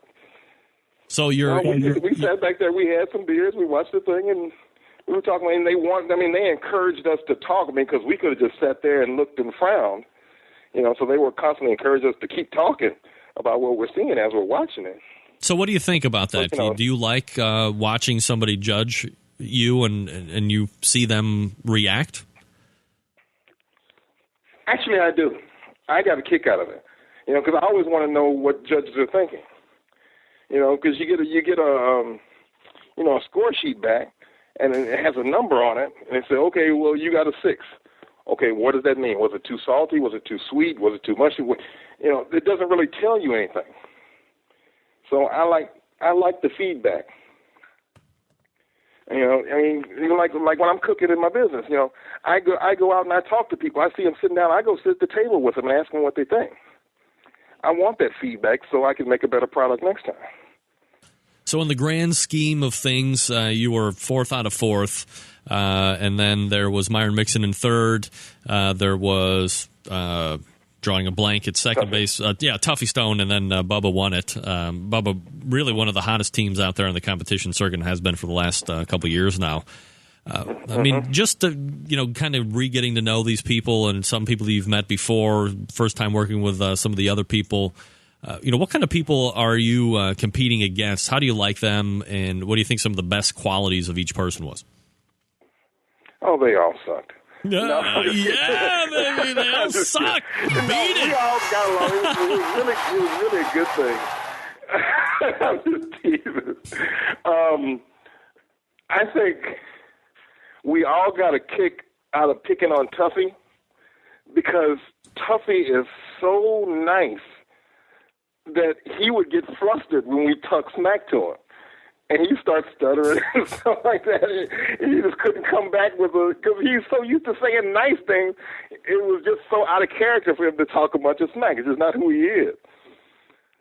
So we all kind of picked on him. But Tuffy is one of the nicest people you ever want to meet.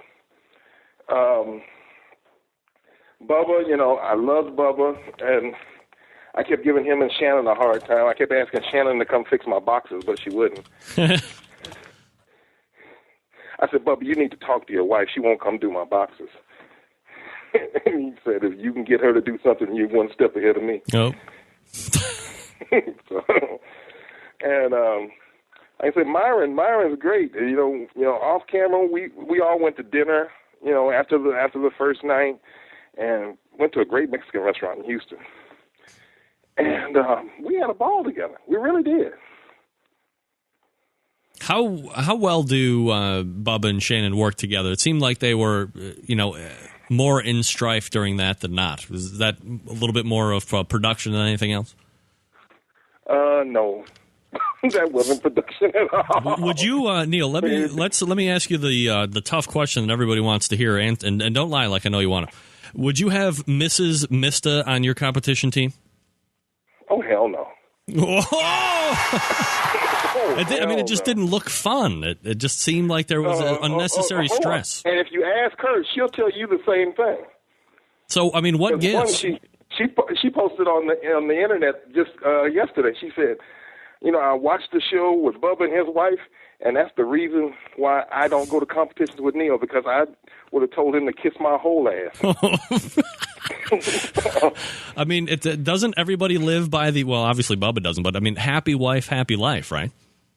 Yeah, that's right. My Lord, I mean, that just seemed... Mama's happy, everybody's happy. Yeah, it just seemed like that you're just inviting unnecessary stress on the relationship if something goes wrong. Luckily, she was there to save his ass when he couldn't get his pit temperature. Did anybody bother going over to Bubba and say, look, just open the vent on the bottom of that cooker?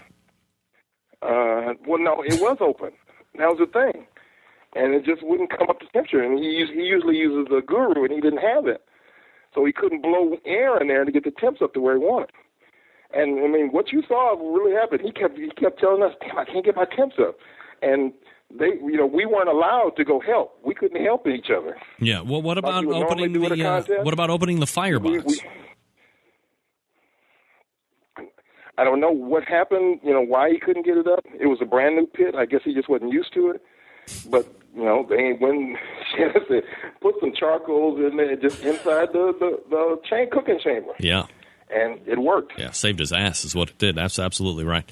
All right, so I really wish you'd have been wrong about that. Yeah, no kidding. In the grand scheme of things, Neil, as you look back on this show and how it was put together and packaged for us watching it this past Saturday, what do you think about it?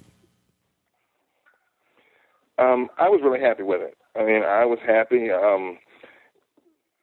The fact that we got to actually show stuff that we were doing, there were tips put out for, the average guy, the tailgater, the backyarder, outside of, just being, drama. There was actually some teaching going on. That was a cool thing for me. And just the whole show in general. I enjoyed watching it. I enjoyed doing it. And believe me, I was nervous because I had no idea how it was going to come out. I watched it in a room by myself. What would you like to see changed if they were to do another show? Or would you change nothing? You just leave it the way it is? I'd say that I would like to see it longer so they could put more stuff in it. But like I say, a lot of stuff got cut out that I thought was really funny. Do they give you any rhyme or reason as to why stuff makes it and why stuff doesn't, or you just do the whole raw stuff and they tell you to beat it? Yeah, that's basically you do all the raw stuff and you go home. They call me and we call and I talk to the producers. I talk to Marcus. I talk to Jordan Mallory. And they would call me and say, Neil, you're funny. You're really funny on the show. I said, really? Okay. Thank you. When can I see it? As soon as everybody else sees it. So they're sitting there watching. Oh, Neil, all the production guys are cracking up watching you. Okay. Can I see some of that? No. Quit calling me and telling me about it if I can't see it. Quit telling me how good I am when I can't see it. Yeah, exactly. All right, so what's the next for BigMista? What's next for me? I got a contest next weekend. I'm actually going to Palm Springs this weekend, and I do the Fresh and Easy thing. I'm their Grill Master spokesperson for the neighborhood markets. And so I'm doing a TV spot out in Palm Springs, and then I'm doing Queuing for Kids this next weekend. Big contest in Orange County out here. It's for a really good charity called Christie's Foundation. Yep. They actually provide support for families that have terminally ill children. So we do go out there and we do People's Choice and help them raise money for the foundation. Yeah, Christie's Choice, absolutely a fantastic foundation. Actually been now 2 years running with having it's Kelly Strobel, I believe, that is in charge of putting that on. We've had her on the show here a couple times over the past 2 years as well, trying to get that out. Yeah, great cause, absolutely. So, all right, well, Neil, again, I certainly appreciate the fact that you just decided to jump in here kind of impromptu and giving us a lot of insight as to the show and how it happened this past weekend. Regardless, fourth place finish out of fourth, who cares? I mean, your face was on broadcast television. Your website was out there for everybody to see. So the exposure by itself had to be definitely worth it. Kind of like everybody's a winner in that regard. And we'll look for you again on the show again. Yes. Go ahead. All right, Neil. Thanks for calling in, buddy. Okay. All right. Bye. It's Neil. Hey, guess what? A guy on television just called into the show. Wow, that's awesome. I think that continues to be why barbecue is very good. You get a big barbecue superstar like Neil, and he is, I would say, a semi-regular fan of the show. I'll say it. I'm not going to talk for Neil, of course. I should have asked him. But he's a guy that likes the show, and I think what's most important is he is giving the straight dope on how the show went down, and really that's most important. So I appreciate Neil for coming on and doing all of that. All right, I got to get out quick because I know I'm pushing Kevin over here tonight. I think we're 2 minutes over. We go back to the first hour. I want to thank Marc Stitt from Velvet Smoke. I want to thank Brad Maffett from Hot for Teacher Barbecue and Larry Gaian from the Barbecue Grail for talking pork butt. It was the Backyard Roundtable. Yeah. Also, thanks to Scott Roberts from Scott Roberts Web doing the sauce and rub reviews. Always fantastic. And thanks to Neil BigMista Straughter for joining me to talk about Ultimate Barbecue Showdown. Big show lined up next Tuesday as well, so stay tuned for that. And until then, this is your program host and proud U.S. American, Greg Rempe. Good night now.